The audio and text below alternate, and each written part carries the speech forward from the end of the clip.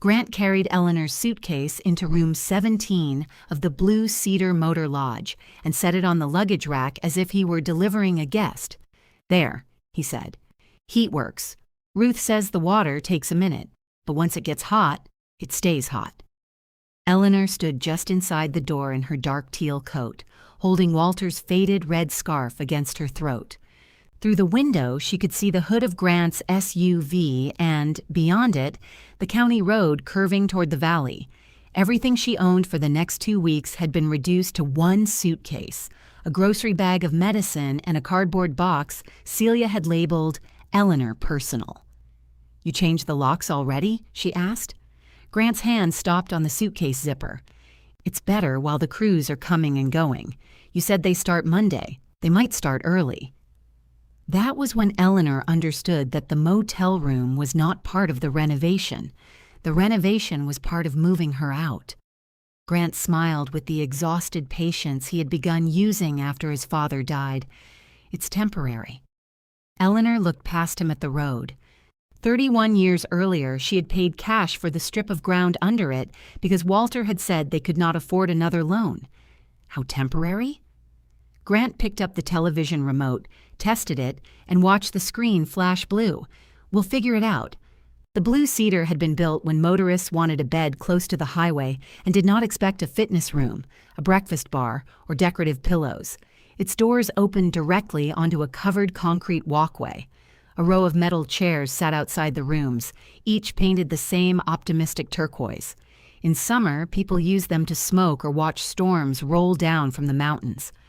On that late winter afternoon, the chairs held thin caps of old snow. Grant demonstrated the dead bolt. "You push up a little when you turn it," he said. "Old door. I know how old doors work." "I didn't mean, yes, you did." He exhaled and looked around for another useful task. The room offered him a coffee maker, 2 paper cups, and a Bible in the drawer. Eleanor almost enjoyed watching him realize none required his management. "We're paying the weekly rate," he said, "not the nightly, so you don't have to worry about that. That's generous." "Eleanor, what?" "You make everything sound like an accusation." She met his eyes. "You brought me to a motel with half an hour's notice." "It wasn't half an hour. Celia talked to you this morning. Celia told me to pack for a plumbing repair." The scope changed. "In the truck?" His mouth tightened. For a moment she saw Walter in him, not in the face exactly, but in the way both men disliked being caught without a prepared answer. Walter used to rub his thumb across his lower lip and then laugh at himself. Grant only became formal. "The house belongs to the trust," he said. "As trustee, I'm responsible if somebody gets injured during construction." "What construction?" "The drainage, to start. The ditch by the north wall. And the roof. I patched the flashing in October. A patch isn't a roof." "No," she said. "It's what you do when the person promising to call 3 roofers calls none." Grant turned toward the door. She should have let him leave. Instead, she asked, "Where's Walter's scarf box?" "You're wearing his scarf." "The others. His work gloves were in it." "I don't know." Celia handled the clothes. "His brown coat?" "Eleanor, I don't know." She had spent the final 11 months of Walter's life knowing where everything was. The anti-nausea pills, the insurance card, the basin, the clean sheets, the number for the night nurse, the towel he liked rolled behind his neck. Now Grant stood 6 feet from her and did not know where his father's coat had gone. He softened, perhaps because he saw something in her face. "I can ask Celia. She won't know either. We're doing our best." "No," Eleanor said. "You're doing something. I'm not sure yet whose best it is." He left without hugging her, which was a relief. A hug would have forced her either to participate or to become the kind of woman who stood rigid while someone else performed affection against her body. From the window, she watched him cross the parking lot. He paused beside the SUV to answer his phone. His shoulders changed. They loosened. He smiled. Eleanor could not hear the words, but she recognized Grant's business voice. He had used it at Walter's funeral when the funeral director said the family could take all the time it needed. Grant had answered, We appreciate the flexibility while checking his watch." She closed the curtain. The room smelled faintly of bleach, old heat, and the artificial lemon Ruth Bell used on the sinks. A framed photograph of a waterfall hung above the bed. Eleanor knew the waterfall. It was 40 miles away and looked nothing like that unless somebody had increased the color until the moss glowed green. She took off her coat but kept the scarf on. The cardboard box contained 3 blouses, 2 pairs of socks, Walter's shaving mug, a framed photograph from their 20th anniversary, and the brass handbell Eleanor used to call Pickers Inn from the far rows. Celia had packed the handbell, but not Eleanor's winter underwear. That struck Eleanor as so perfectly Celia that she sat on the edge of the bed and laughed once. The laugh did not help. She called Celia. It rang 4 times. "Hi, Eleanor. Are you settled? My underwear is still at the house." A pause followed. "I packed the top dresser drawer. You packed Walter's top dresser drawer." "Oh, yes. I'm sorry. The men were waiting on us." "What men?" "The movers. Grant said crews." "Well, movers are a kind of crew, not if you're renovating a ditch." Celia sighed close to the receiver. "Can we please not make this harder than it already is?" Eleanor looked at the brass bell nestled between 2 blouses. "For whom?" "I'll bring your things tomorrow. I'll come get them." "No." "There are boxes everywhere, and Grant had the locks changed for liability." The sentence came too easily. Grant and Celia had agreed on it before either spoke to her. Eleanor rubbed the rust-red scarf between her fingers. Walter had bought it at a hardware store because the good wool scarves were, in his words, priced like small appliances. After years of rain and sweat, it had faded to the color of brick dust. "Celia, where am I going after 2 weeks? We're looking at options." "What options?" "Places that would be easier for you. Easier than my house?" "The trust's house," Celia said, then went silent. There it was, not shouted, not sharpened, not even delivered with satisfaction, just placed between them like a clean plate. Eleanor stared at the motel wall. Celia spoke again, more gently. "Dad set it up years ago. You know that." "I know what the trust owns. Then you understand that Grant has a responsibility. Your father had responsibilities too. This isn't about relitigating your marriage. I didn't know it was being tried.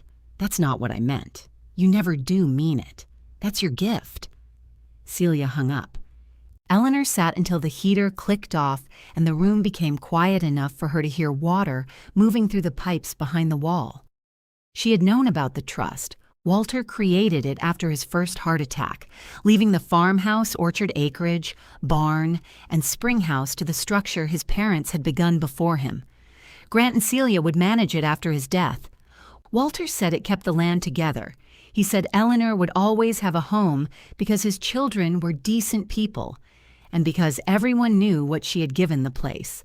Everyone knew was the sort of phrase that sounded like protection when the person saying it was alive.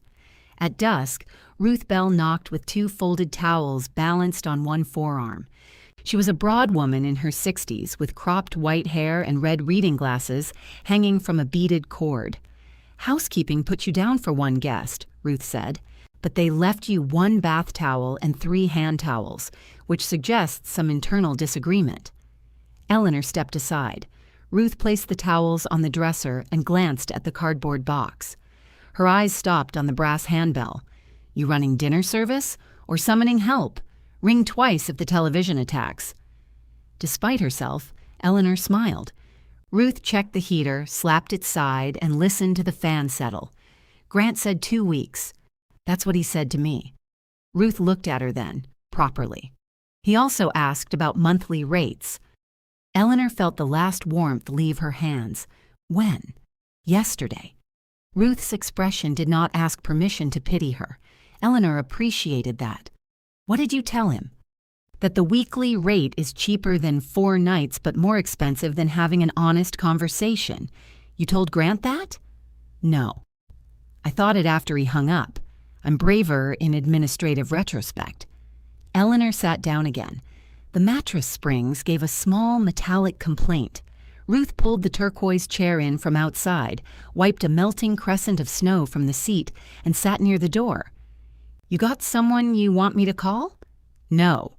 "Someone you don't want me to call?" "That list is livelier." Ruth nodded as though this constituted progress. They had known each other in the shallow way rural people often did. Eleanor had bought raffle tickets from Ruth at the volunteer fire department supper. Ruth had purchased apples from the orchard stand and once returned a half bushel because she found Eleanor had undercharged her. Walter had liked Ruth because she laughed at his worst jokes. Eleanor had liked her because she did not. "I need to get back into the house tomorrow," Eleanor said. "Clothes, medicine from the bathroom cabinet, my account books. Will they let you?" Eleanor looked toward the closed curtain. They'd better. Ruth stood. "Office opens at 6. Coffee at 6:05 once it has learned its purpose." After she left, Eleanor ate crackers from the vending machine because she did not want to cross the road to the diner in bedroom socks. She slept badly, waking each time a car's headlights moved across the curtain.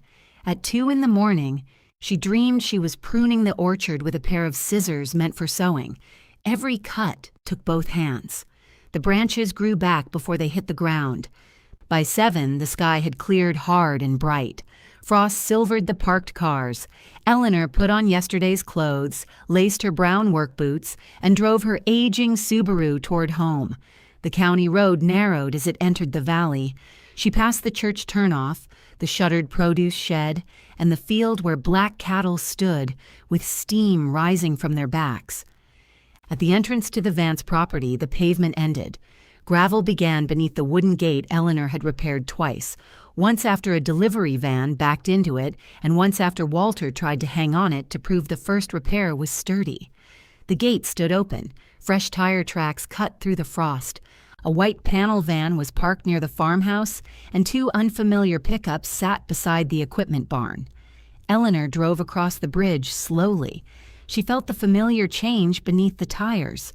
Gravel, first timber, the short hollow sound above the creek, then stone and gravel again. One of the bridge rails needed sealing. She had written it on the kitchen calendar for April. At the house, her key entered the new lock but would not turn. She tried twice before the humiliation of the gesture reached her. Celia opened the door wearing Eleanor's canvas orchard apron over a cream-colored sweater. "Oh," Celia said, "you should have called." Behind her, the front hall was crowded with boxes. Walter's walnut coat rack was gone. Blue painter's tape marked the stone floor. On the dining room wall, someone had pinned a large architectural rendering where the family photographs had hung. Eleanor could see only part of it. The farmhouse washed in golden light, rows of white chairs in the orchard, and a caption too small to read. "This isn't a roof repair," she said. Celia stepped outside and pulled the door nearly shut behind her. "Grant wanted to explain everything together. Then he should have put me in a room with both of you instead of a room with an ice bucket." "It's a proposal." "Nothing is final." "For what?" "A hospitality property. Events, retreats, seasonal dinners. It could save the orchard. The orchard isn't dying. It lost money last year. Walter was dying last year." Celia flinched, and Eleanor hated that the small victory felt good. A diesel engine growled down by the road. Both women turned. Beyond the bare apple rows, a loaded flatbed had stopped before the bridge. The driver climbed down and studied the narrow rails, then reached for his phone. Celia frowned. That equipment was supposed to be here yesterday. Eleanor watched him pace along the shoulder she had mowed every summer for 3 decades. What equipment? For the drainage work. The flatbed carried a compact excavator chained heavily to its deck.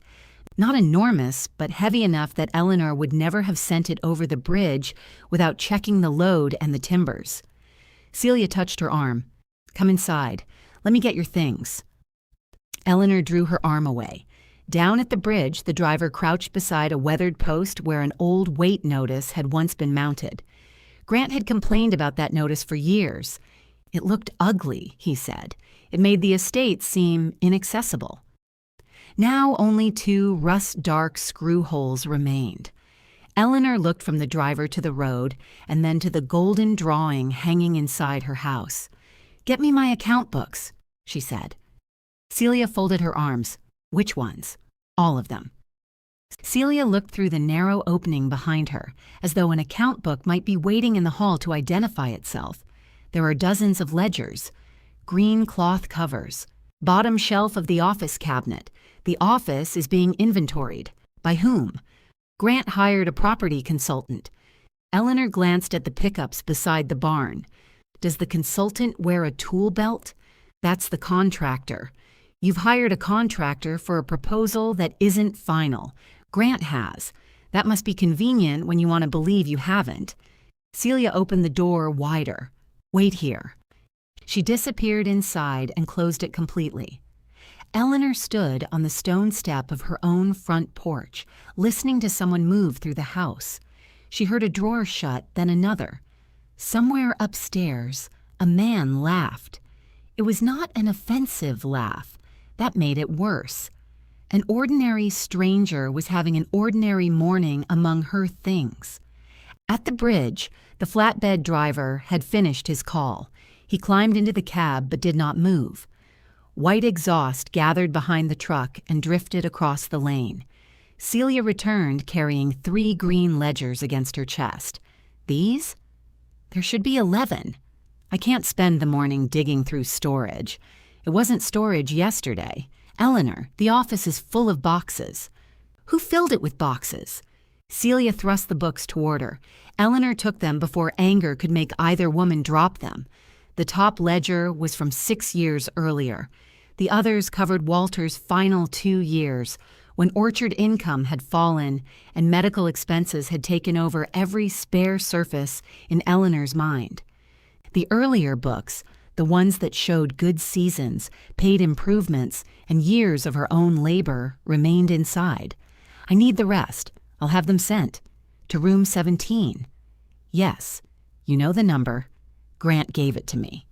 "But not the monthly rate?" Celia's face changed. Not guilt exactly. Recognition. Eleanor tucked the ledgers under one arm. "Ruth told me. Grant likes to plan for contingencies. Is that what I am?" "No." Celia's answer came quickly enough to be sincere. "You're not." "Then what am I?" Celia pressed her lips together. They had never known what to call each other. Eleanor had married Walter when Grant was 19 and Celia 22. Too late to raise them and too early to be treated merely as their father's companion. She had sat beside them at surgeries, mailed birthday checks, hosted Thanksgivings, and learned not to sign cards. Love Eleanor, because Celia once stared at the word as if it were an invoice. Now Celia looked tired. Her hair, usually smooth, was clipped up carelessly, and there was dust on the sleeve of her sweater. "We can't maintain this place the way you and Dad did," she said. "You haven't tried. We have lives." "So did I." "That's not what I meant." Eleanor gave a small nod. "You keep saying that." The sound of an approaching vehicle ended the conversation. Grant's SUV came up behind the waiting flatbed. It stopped. He got out, spoke to the driver, then walked toward the bridge and stared across it as if displeasure might widen the structure. Eleanor started down the lane. "Where are you going?" Celia asked. "To keep your brother from doing something expensive." The frosted gravel shifted under Eleanor's boots. She walked carefully, conscious of Celia following several paces behind. At 72, she did not hurry on icy ground to prove she was capable. She had known too many capable people laid flat by pride and one shaded rut. Grant met her near the orchard's first row. "What are you doing here? I still own a toothbrush. You should have called." "So I've heard." He gestured toward the flatbed. "Do you know what the bridge is rated for?" "Yes." "What?" "I know what I allow across it. That's not a number. Neither is whatever that driver told you." Grant looked at the ledgers under her arm. "Why do you have those?" "They're mine. They're orchard records. In my handwriting. For the trust property." Celia arrived behind Eleanor. "Can we handle one problem at a time?" The equipment's not even that heavy, Grant said. It's a compact excavator. Plus the flatbed, Eleanor said. Plus the truck. The contractor says the bridge will hold. Has he inspected underneath? Grant's glance shifted toward the creek. Eleanor knew he had not. The contractor had probably seen the farmhouse, measured the barn, and priced attractive things. Nobody looking to sell a vision wanted to crawl beneath an old bridge and press a screwdriver into timber. The bridge carries loaded apple trucks, Grant said. It carried our truck, loaded the way we loaded it, slowly, in dry weather. This is frozen ground. That makes the approaches slick. It doesn't make wood stronger. The driver came toward them. He was a thick-set man around 50 in a brown jacket with reflective bands. He held his phone in one hand.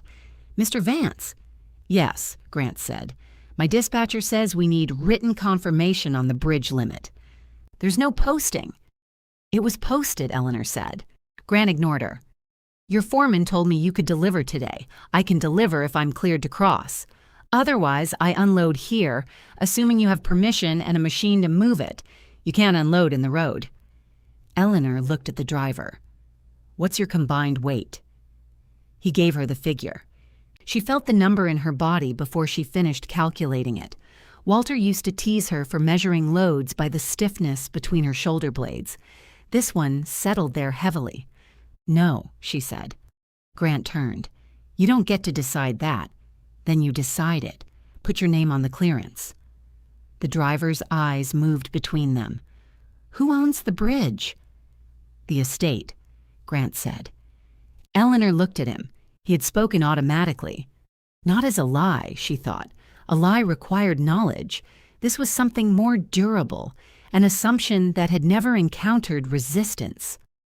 "The estate uses the bridge," Eleanor said. Grant's impatience sharpened. "Eleanor, not now." The driver slipped his phone into his pocket. "I'm going to pull back to the church lot until you folks sort it out. Dispatcher won't let me sit on the county road." Grant followed him toward the flatbed, talking faster than the driver walked. Celia remained beside Eleanor. "Was that necessary? You want the excavator in the creek?" Grant says the contractor checked. The contractor stood on top and admired the view. "You don't know that. Neither do you." Celia's gaze dropped to the ledgers. This is exactly what he was afraid of. "Who?" "Grant. He said you would make every practical decision personal." Eleanor laughed softly. "You moved me out of my house and put white chairs in my apple rows, but I'm the one making it personal. It's a rendering. It's a lie with good lighting." The flatbed reversed carefully toward the county road. Grant's SUV followed. At the bend, both vehicles vanished behind the wooded shoulder. Eleanor watched the empty lane. Frost still lay undisturbed beneath the trees, except where water dripped from the culvert into a shallow runnel. The ditch needed clearing before spring rain. She had planned to do it after Walter's birthday. She looked back at the farmhouse. Celia had left the front door ajar. Warm air escaped into the cold.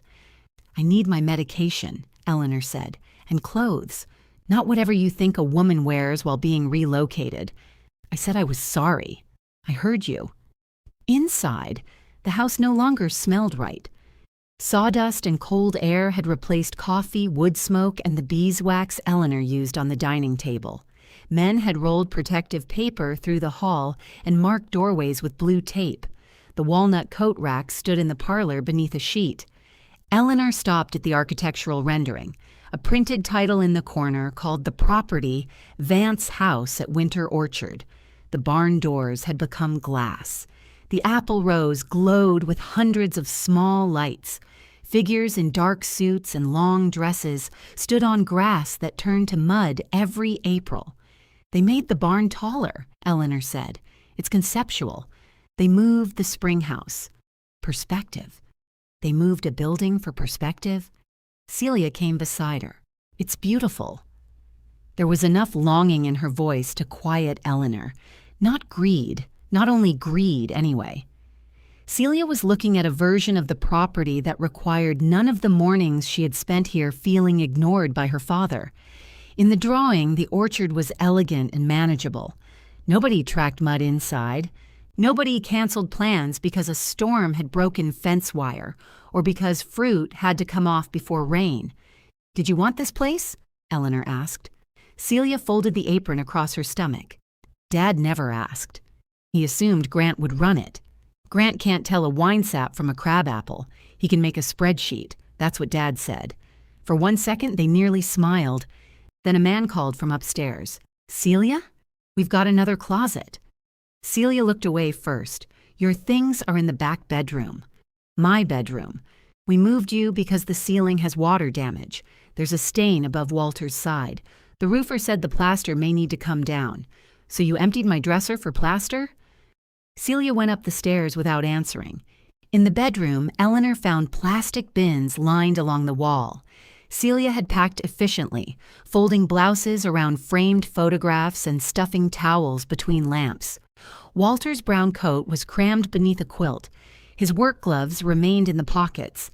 Eleanor pressed one glove between her hands, feeling the shape his fingers had left in the leather. She did not cry. She was beginning to resent how often people watched for it. She filled 2 tote bags with clothing, medicine, toiletries, and the least sentimental things she needed. Sentiment required privacy, and the house no longer offered any. The office was worse. Its cabinet stood empty. Boxes covered the floor, some labeled tax, orchard, insurance, house, and discard. Eleanor crouched beside the last one. "Those are old receipts," Celia said from the doorway. Eleanor lifted out a manila envelope. The top invoice bore the name of a gravel company that had closed 12 years earlier. "They are records. Of what?" Eleanor turned the invoice over. On the back, in her own writing, were the words, "Lane, Washout, North Shoulder, and Culvert. Paid personal." She placed it in her tote. Celia crossed the room. "Grant said trust records stay here. Then Grant can sort them himself. You can't take boxes of financial documents. I'm not taking boxes." Eleanor picked up a second envelope, then a third. "What are you looking for?" Celia asked. Eleanor glanced toward the window. From there, the lane could be seen threading between the dormant trees, crossing the creek, and disappearing into the wooded strip before it met the county road. "I'm not sure yet," she said. She carried the entire discard box out to her car. The box barely fit behind the passenger seat. Eleanor had to lean into the car and shove with both hands while Celia watched from the porch. "You'll hurt your back," Celia called. "Then I'll send the trust a bill. That isn't funny. It wasn't expensive either." Eleanor closed the door and brushed dust from her palms. The white panel van had gone. One pickup remained beside the barn, its tailgate lowered and several coils of electrical cable stacked in the bed. Grant had not returned from the church lot. Celia came down the steps carrying a reusable grocery bag. "Your underwear," she said. Eleanor took it. "Thank you. I also packed pajamas. Then we're almost family again." Celia's grip remained on the bag for a moment after Eleanor had it. "What do you think those receipts are going to prove?" "I don't know. You said that before. It continues to be true. Grant thinks you're preparing some kind of claim against the trust." "Grant thinks ahead. He's trying to protect what Dad left." Eleanor looked at the house behind Celia, at the chimney cap Walter had promised to replace, and the gutter seam she had patched with roofing cement during a thunderstorm. "Your father left a great deal of unfinished work." "That's not fair. No, it isn't." She got into the Subaru and turned the key. The engine complained, caught, and settled into its familiar rough idle. Celia tapped the glass. Eleanor lowered the window. "What? Grant wants your keys." He changed the locks. The barn key, equipment shed, spring house. "Why?" "Contractor access. Tell Grant to ask me." "He did ask you." "No, he sent his sister to tap on my window." Eleanor raised the glass before Celia could answer. At the bridge, she stopped and got out. The frost had melted from the sunny boards, leaving the timber dark and wet. She crouched by the approach and examined the rail post where the weight notice had hung. The screws had not rusted away. Someone had removed them recently enough that raw wood showed inside the holes. She pictured Walter leaning over the kitchen sink the year they mounted the sign. 15 tons, he had said. Nobody wants to visit a place that starts by announcing what it can't hold. Trucks don't have feelings, she had told him. You haven't met my truck. The sign had remained until sometime during Walter's illness, when whole months blurred into pill schedules and weather reports heard from hospital rooms. Eleanor could not remember when it disappeared. That failure frightened her more than its absence. She drove back to the motel slowly, listening for every rattle in the Subaru. Ruth was replacing the fluorescent tube outside the office. She stood on a short stepladder with a screwdriver clenched between her teeth and both hands inside the fixture. "Should you be doing that with the power on?" Eleanor asked.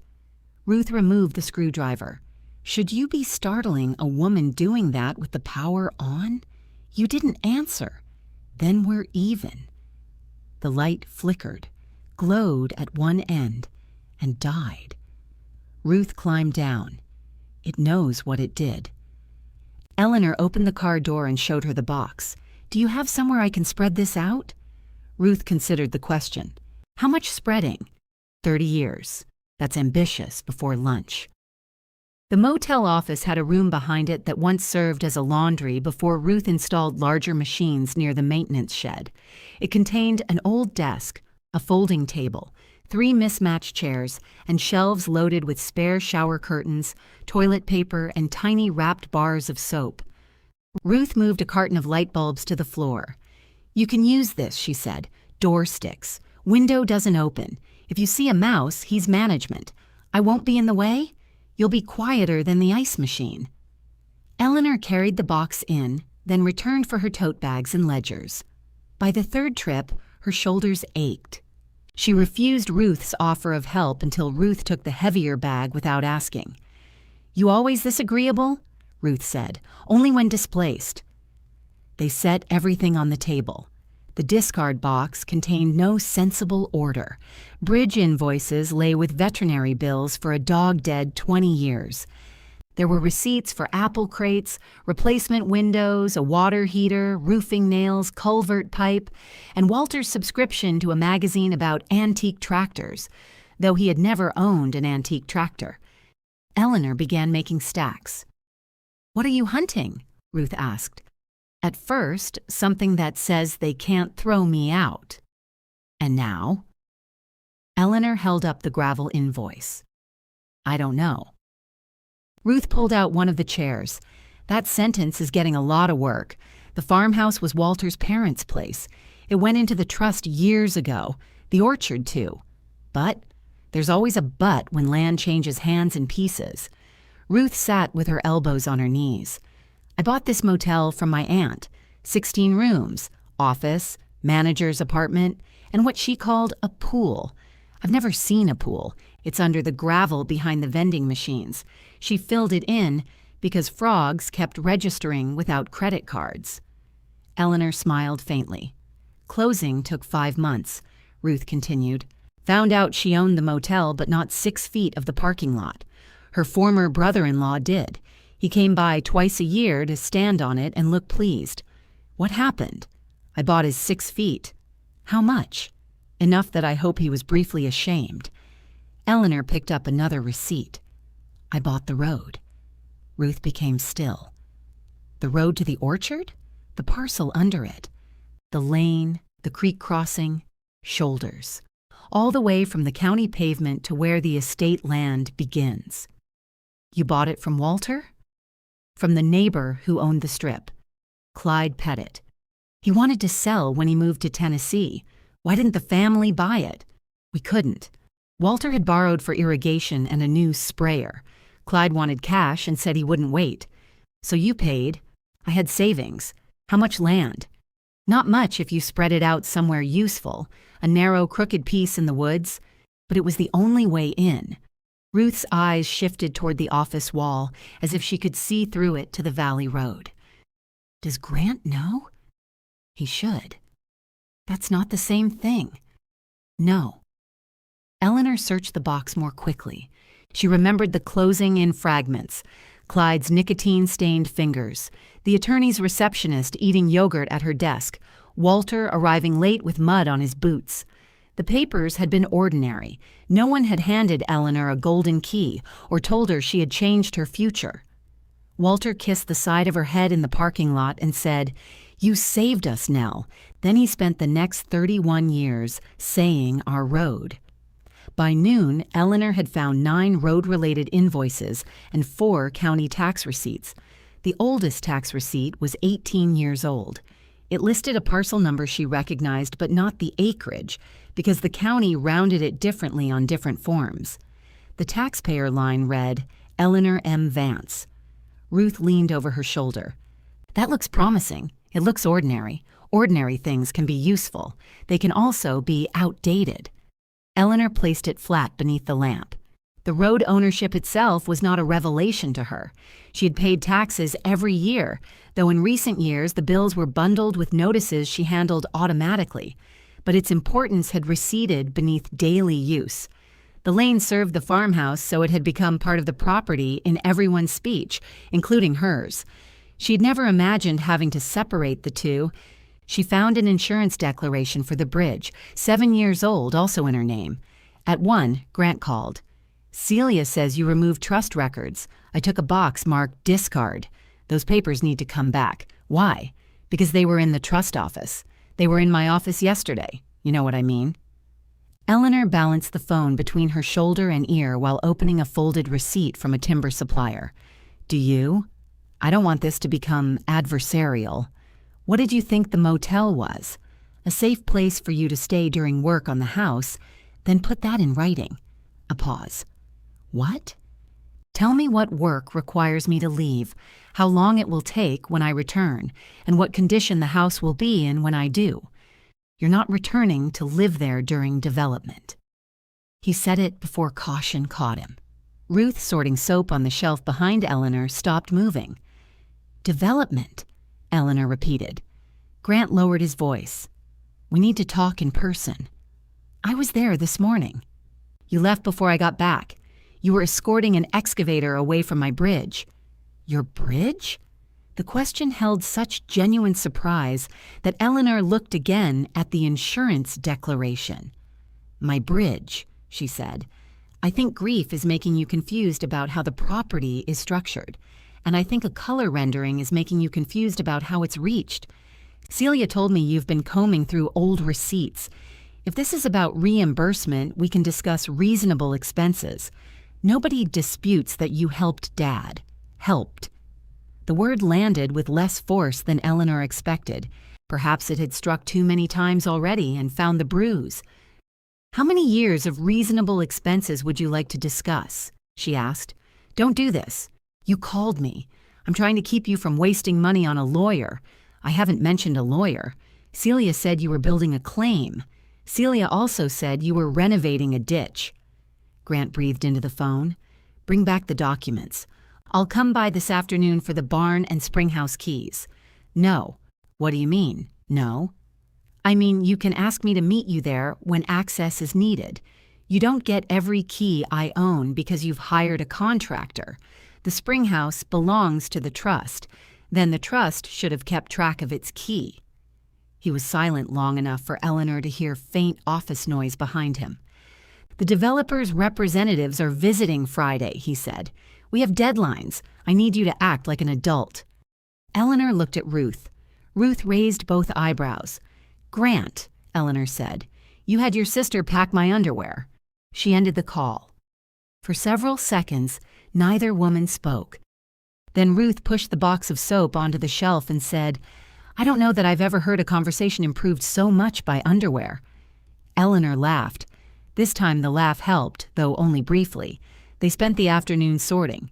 Ruth returned to the front desk whenever the bell rang, leaving Eleanor alone with the paper history of her own usefulness. There were checks she had forgotten writing and repairs Walter had forgotten promising to repay. Some expenses belonged plainly to the household. Others supported the orchard. Still others kept the road open after floods, ice storms, and washouts. Eleanor created separate piles, resisting the temptation to make every receipt prove the same thing. Near the bottom of the box, she found a canceled check written to Clyde Pettit. The amount matched the purchase price she remembered. The memo line said, "Road parcel." Behind it lay a closing statement, brittle at the folds. The recorded deed was not there. Eleanor checked every envelope twice. She opened the 3 ledgers and searched between their pages, then unfolded the empty box and inspected beneath its flaps as if paper might have slipped into the cardboard. "What's missing?" Ruth asked from the doorway. "The deed. Could it still be at the house?" It could. Or recorded somewhere? Yes. Ruth watched her refold the closing statement with too much care. Then it isn't gone. No. But Eleanor remembered Celia standing in the office doorway, asking what she was looking for.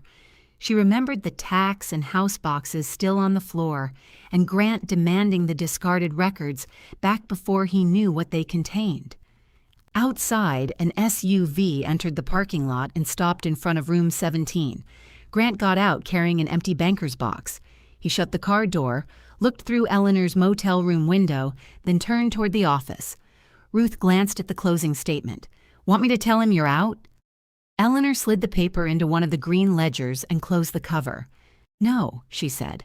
"Let him come ask." Grant entered through the front office rather than the side door to the old laundry room. Eleanor heard Ruth greet him, followed by his polite explanation that he had come for property belonging to the Vance Trust. "Which property?" Ruth asked. "A box of financial records Mrs. Vance removed from the house." "Eleanor Vance?" "Yes. Then she's not a Mrs. Vance?" A pause followed. "Of course she is. I like to keep the paperwork straight." Eleanor opened the green ledger and removed the closing statement. There was no sensible place to hide it, and she disliked the impulse. She set it openly on the table beside the canceled check. Grant appeared in the doorway carrying the empty banker's box in front of him. He had taken off his overcoat but still wore a blue suit and tie. The combination of formal clothes and empty cardboard made him look like an executive arriving to clear his desk. "I didn't realize you had an office," he said. "It's the former laundry room." Ruth leaned against the doorframe behind him. "We promote from within." Grant's eyes traveled across the labeled stacks: road, house, orchard, medical, personal. His gaze stopped on the closing statement. "You've been busy. I've been sitting down most of the day. These records need to come back." "No, Eleanor, they aren't yours." She lifted the canceled check. "This one has my name, my account number, and my signature. It relates to the estate. It relates to the road. Same difference." "No." Grant lowered the banker's box onto a chair. "Celia said you're claiming you own the bridge." "I'm not claiming it. I'm remembering it." "You understand why that sounds strange?" "It sounds strange because you've called it the estate road all your life. It is the estate road. It is the road the estate uses." Grant pulled out the remaining chair and sat. His knees nearly touched the table. Ruth stayed in the doorway until Eleanor glanced at her.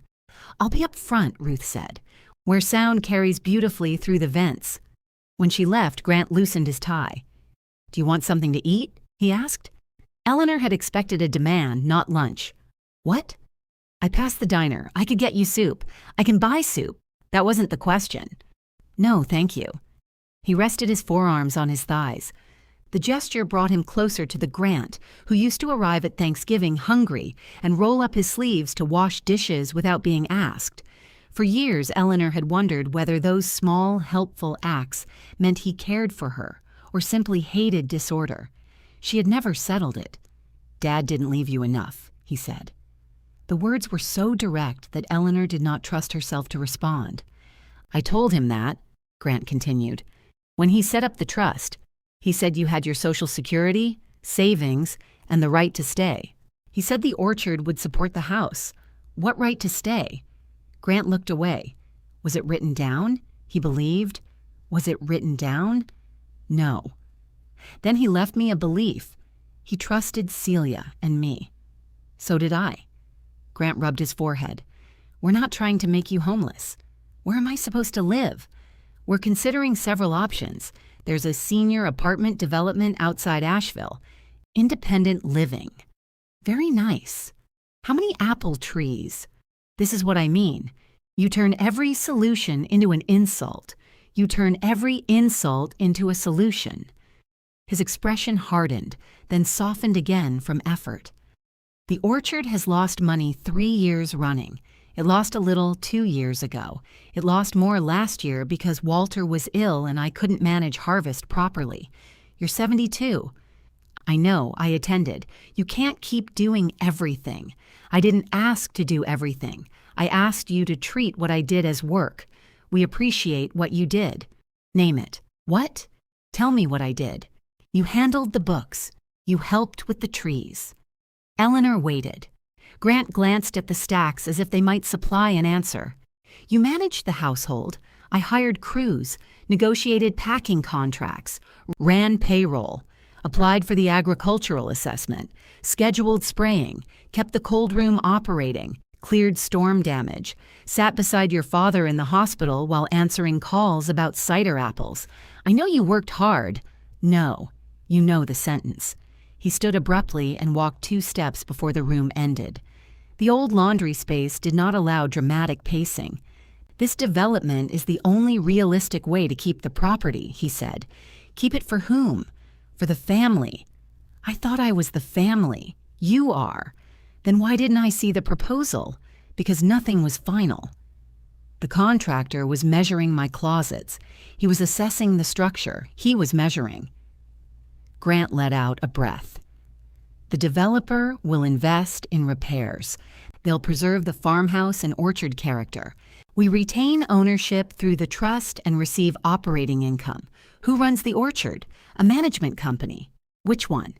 That hasn't been selected. What varieties do they plan to keep?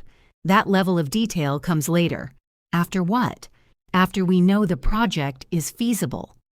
Eleanor looked down at the closing statement. "It isn't." Grant's gaze followed hers. "You can't stop reasonable access to trust property. I haven't. You stopped the excavator. I refuse to clear an unverified load across a bridge I insure. The contractor can have an engineer certify it. Perhaps. And if improvements are required, the project will pay for them. What improvements? A wider crossing, reinforced supports, whatever's needed. And the lane?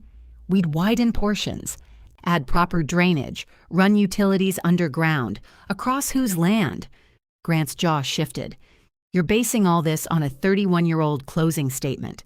I'm basing it on buying the land, with marital funds, my savings. Dad was your husband." "Yes, I noticed. That could make it part of the marital estate." "Walter didn't die in a courtroom, Grant. You don't get to invent a divorce afterward. I'm telling you there may be legal questions. Then why did you come with a cardboard box instead of a lawyer?" For the first time, he had no answer. Eleanor touched the closing statement with one finger. "Where is the deed?" "I don't know. It should have been in the office. Then it's probably in storage. The office became storage yesterday." Celia packed the documents. "Ask her." I did. She brought me 3 ledgers out of 11. Grant picked up the banker's box. "I'm taking the trust records. Keep anything clearly personal." "No, I'm not debating this." He reached toward the road stack. Eleanor put her palm on top of it. Grant's hand stopped inches from hers. Neither moved. She noticed that his nails were bitten short. Walter used to bite his nails before bank meetings, though he denied doing it and blamed the ragged edges on orchard work. "If you take these without my permission," Eleanor said, "Ruth will be an excellent witness to the mistake." From the front office came Ruth's voice. "Acoustics." Grant withdrew his hand. "This is ugly," he said quietly. "Yes." "You think that doesn't cost me anything?" Eleanor studied him. "I think you've arranged the costs so they're easier for you to carry." He picked up the empty box and left. A minute later, Ruth entered holding a foam cup. "You sure about the soup?" "Very. Coffee?" "Yes." Ruth handed it over. He looked like a man who'd misplaced the instructions to his own machine. "He offered me lunch. The devil's in the condiments." Eleanor wrapped both hands around the cup. They were shaking now that Grant was gone. Ruth noticed and said nothing. She sat across from Eleanor and began sorting motel receipts into a drawer until the tremor passed. Eleanor called the county register of deeds. The clerk who answered spoke in the slow, careful tone of someone helping a person who might not understand online records. Eleanor let her explain. Pride had already cost enough that day. The clerk found the parcel by Eleanor's name and gave her the book and page number. The deed was still there, recorded exactly as Eleanor remembered. A certified copy could be prepared for pickup the following morning. "Is anyone else listed as owner?" Eleanor asked. "No, ma'am. Just Eleanor M. Vance. And the parcel description?" The clerk read the boundaries, mentioning the county road, creek crossing, and line adjoining the Vance tract. The old directional language was hard to follow without a map, but the shape was unmistakable. After the call, Ruth took the pen from Eleanor's fingers and wrote the book and page number again, because Eleanor's first version had become an unreadable knot. "You were right," Ruth said. "I knew I owned it. New and proved don't always arrive in the same car." Eleanor looked at the paper stacks. "Ownership isn't enough." "For what?" "I can't lock them in. The house has to have access." "You planning to lock them in?" "No." "You planning to let them pave a boulevard through your creek?" "No." "Then it sounds like there's a middle somewhere. It'll be written down, too." She called the attorney who had handled Walter's probate, but his receptionist said he could not advise her because his firm represented the trust. Grant had anticipated that route, intentionally or not. The receptionist gave Eleanor 3 names. One did estate litigation. One was in Charlotte. The third, Dana Pike, had an office above a hardware store in the next town and listed land use disputes among her specialties. Dana answered her own phone. Eleanor explained the farmhouse, the trust, the motel, the loaded truck, and the narrow parcel. She tried to compress 31 years into 5 minutes and ended up making the story sound both petty and unbelievable. Dana asked only practical questions. "Do you have the recorded deed?" "I will tomorrow." "Current tax bill?" "Somewhere." "Title insurance or closing documents?" "Yes, copy of the easement." Eleanor went still. "The deed mentions one." "That isn't necessarily the whole instrument. I may have it." "What does the family believe the easement permits?" "Everything they want, that's common. It's also not a legal description." Dana offered her an appointment the next afternoon. Her consultation fee was enough to equal several nights at the motel. Eleanor hesitated. Dana heard it. "You can bring the documents, and we'll spend 1 hour determining whether you have an actual position or merely an expensive argument. I appreciate the distinction. I find clients do, eventually." After they hung up, Eleanor wrote the fee beside the book and page number. Ruth read it upside down. "That's a lot of motel soap. It's a lot of anything. You have it?" "Yes." That was not the same as being able to spare it. Eleanor's savings were respectable only if nothing significant happened. Significant things had begun happening in groups. She found the current tax bill that evening in an envelope tucked inside the insurance stack. The acreage, parcel number, and her name were clear. What she did not find was the easement language. At 9, she returned to room 17. Someone had left another cardboard box outside her door. Inside were canned soup, oatmeal, apples from the orchard's cold storage, Walter's brown coat, and the rest of Eleanor's green ledgers. No note was attached. She carried the box into the room and lifted the coat. The work gloves were no longer in its pockets. Beneath it, under the ledgers, lay a thick envelope marked Road Access. Eleanor sat on the bed without removing her coat. The envelope was unsealed. Whatever it contained, Grant or Celia could have read it before leaving it there. She drew out a photocopy of an old recorded easement and unfolded it across her knees. The first paragraph granted passage to the owners, residents, guests, service providers, and emergency vehicles of the Vance tract. Her eyes moved down through the dense language until they caught on the use description: ingress and egress for ordinary residential and agricultural purposes. Eleanor read the words twice. Then she turned the page and kept reading. The second page gave the estate the right to maintain the traveled surface in a condition suitable for ordinary use. It did not give the estate ownership of the underlying land. It did not mention utility trenches, widening, event traffic, shuttle buses, or construction equipment. The third page was a survey sketch so faded that the creek looked like a crack in the paper. A narrow shaded strip ran from the county road to the Vance boundary. The bridge was marked only by 2 short parallel lines. At the bottom, Walter's signature appeared beneath Eleanor's.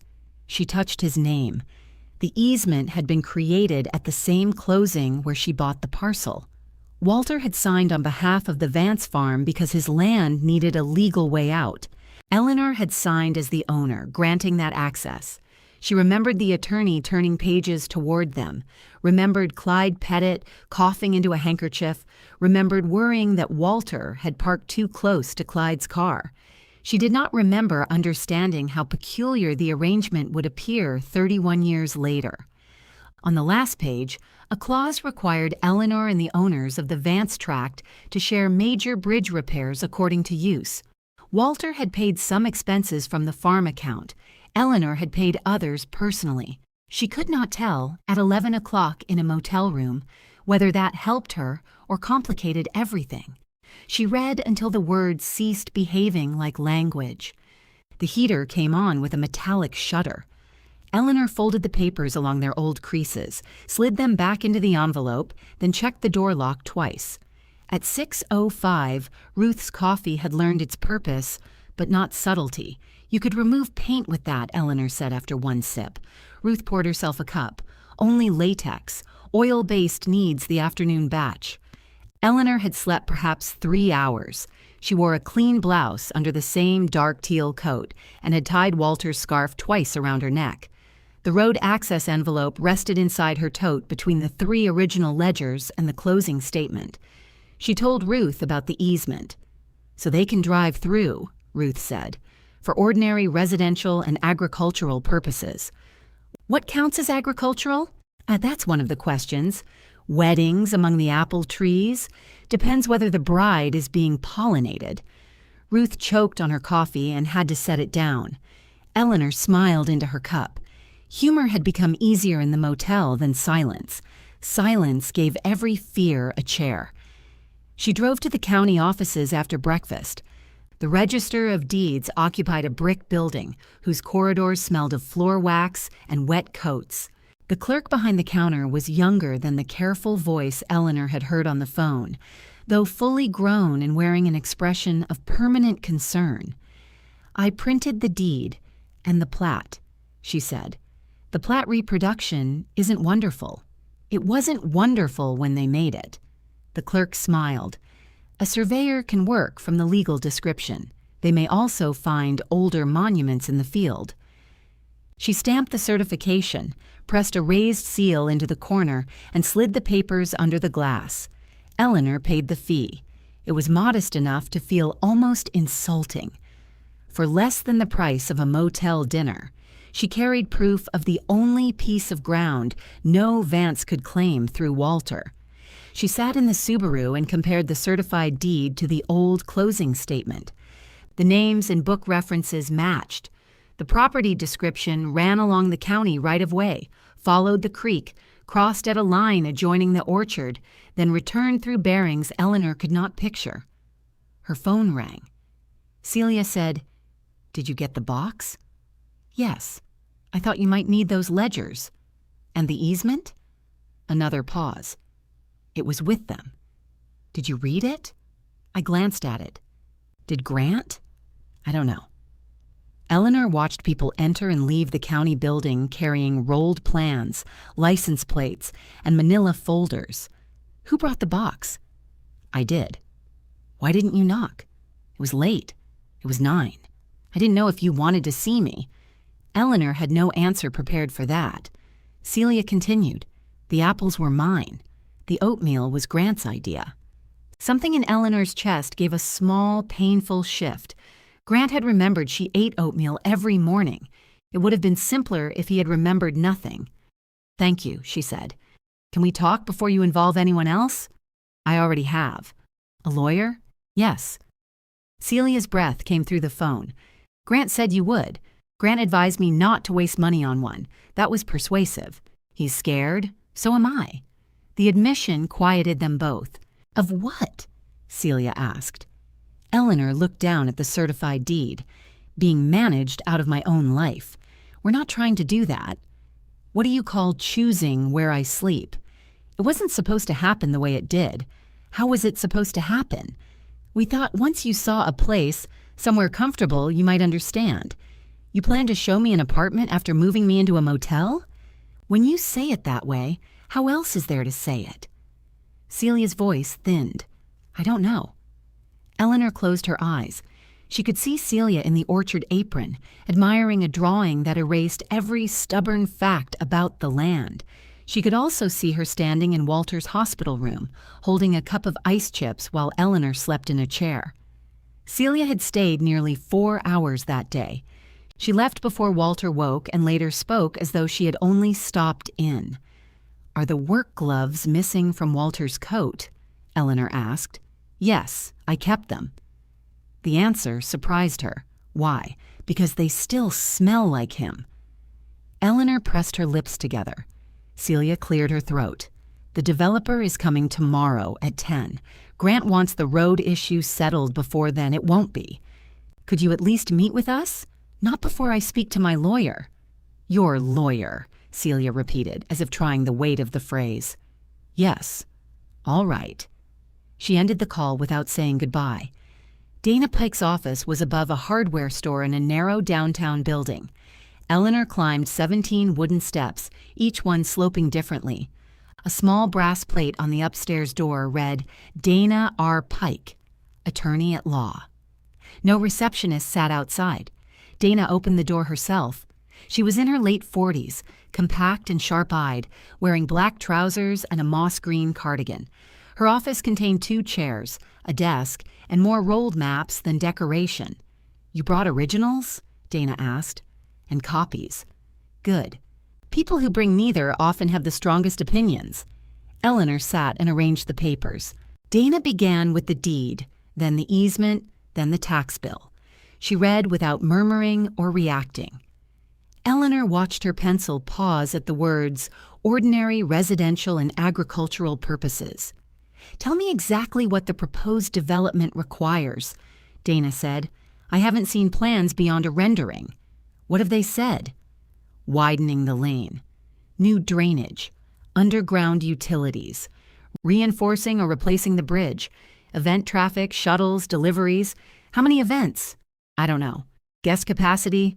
I don't know. Water and septic plan? I don't know. Dana looked up. You should know. They move me out before showing me anything. I understand. Legally, ignorance won't help either of us. We need their proposal. Eleanor slid the certified plat across the desk. Can they do those things without me? Not based on what I see here.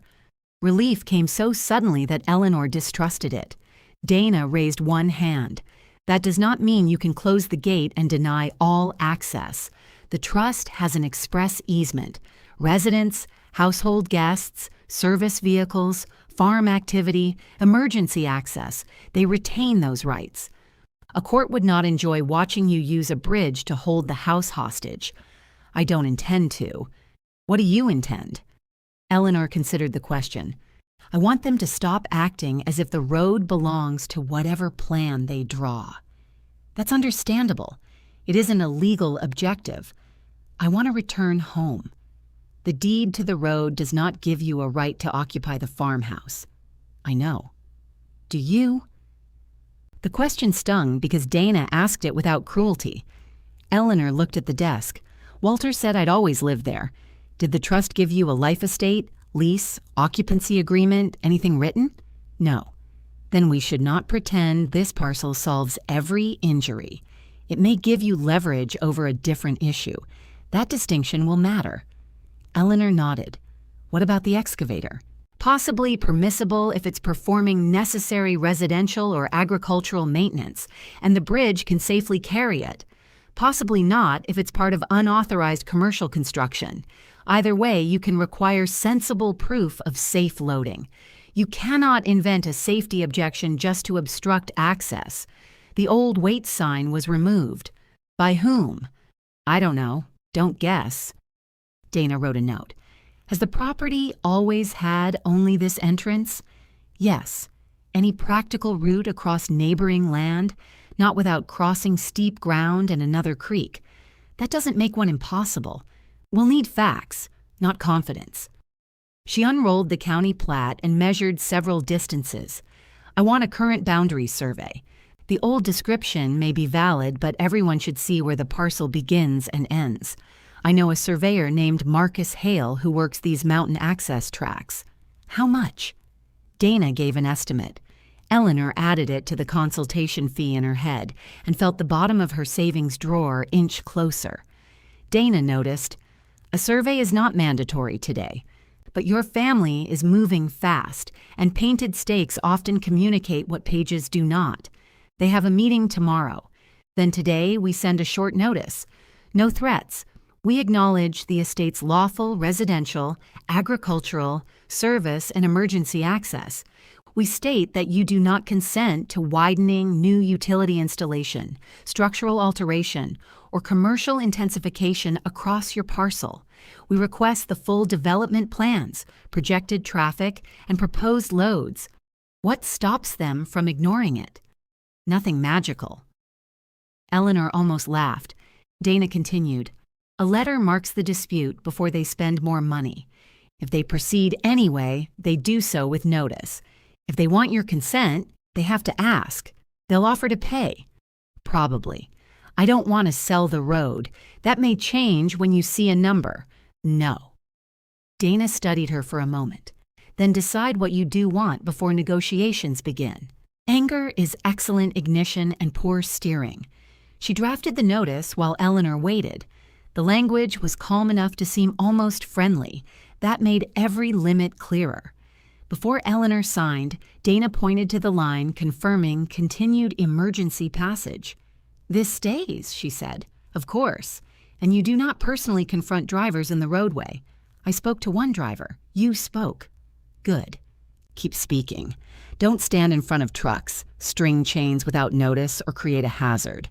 I'm 72, not a fence post. I've represented younger fence posts." Eleanor signed. When she stepped back onto the sidewalk, the winter sun had moved behind the buildings. Her phone showed 3 missed calls from Grant and 1 message. "We need the springhouse key by 5. Plumber scheduled. This is ordinary maintenance and allowed under the easement." Eleanor read it twice. Dana's letter could not possibly have reached him yet. He had read the easement. She typed, "I will meet the plumber at the gate at 4:45.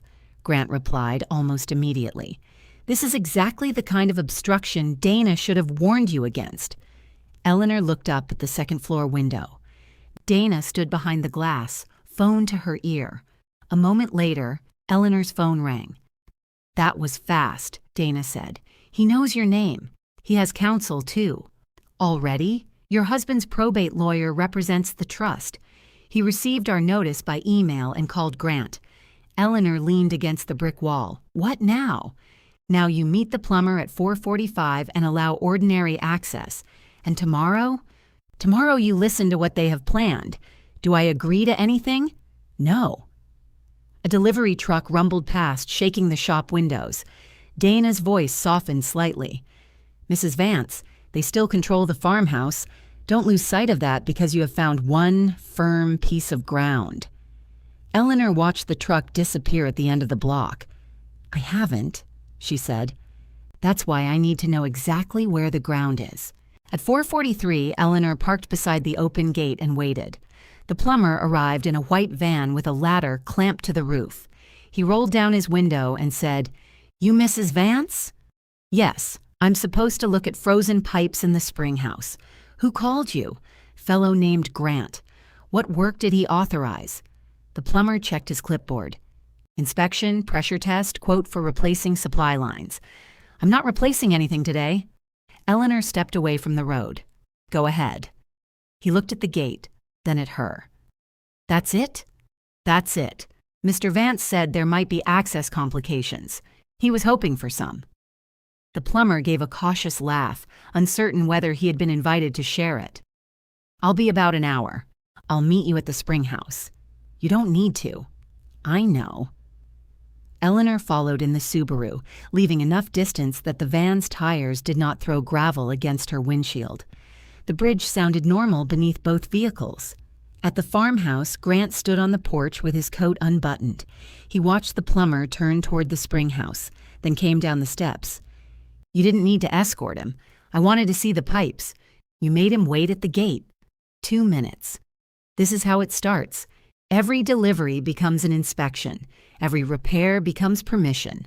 The spring house plumbing is ordinary maintenance. I allowed it." "Allowed." Grant repeated the word with disgust. "You enjoy that, don't you?" Eleanor looked at him. "Not as much as you enjoyed changing the locks." His face reddened in the cold. She walked past him toward the spring house. It sat below the orchard on a stone foundation, 1 story with a low loft and a porch that tilted toward the creek. Years ago, Walter had talked about restoring it as a farm office. The roof had been repaired, then the money ran short. Since then, it had held pruning equipment, empty canning jars, and a family of wrens that returned each spring to a nest above the door. The plumber was already kneeling beneath the sink. Eleanor opened cabinet doors while he tested valves. A pipe had split inside the wall where the insulation had sagged. He showed her the damp wood and old mineral stains. "This didn't happen this week," she said. "No, ma'am." Grant stood in the doorway. "Can it be repaired?" "Sure. But if you're converting the building, I'd replace the old galvanized lines." Eleanor turned. "Converting it to what?" Grant shoved his hands into his coat pockets. "Guest accommodations. The rendering called it a honeymoon cottage. It's a concept. Celia said the building moved because of perspective. The plumber became absorbed in writing his estimate." Grant lowered his voice. "We can discuss this tomorrow. We're discussing it now." "No, you're performing in front of a tradesman." The plumber raised his pencil. "I've heard worse over water heaters." Eleanor almost smiled. Grant asked him to send the estimate directly and left. Eleanor remained while the plumber checked the remaining lines. She knew her presence irritated Grant. That was not why she stayed. The spring house had been neglected partly because she and Walter always put the farmhouse first. Standing in its single square room, she saw how sound the stone walls remained and how afternoon light fell through the south window. On a shelf above the sink sat a blue enamel coffee pot she had not seen in years. She lifted the lid and found 3 rusted screws, a dead moth and Walter's old sharpening stone. The plumber looked over.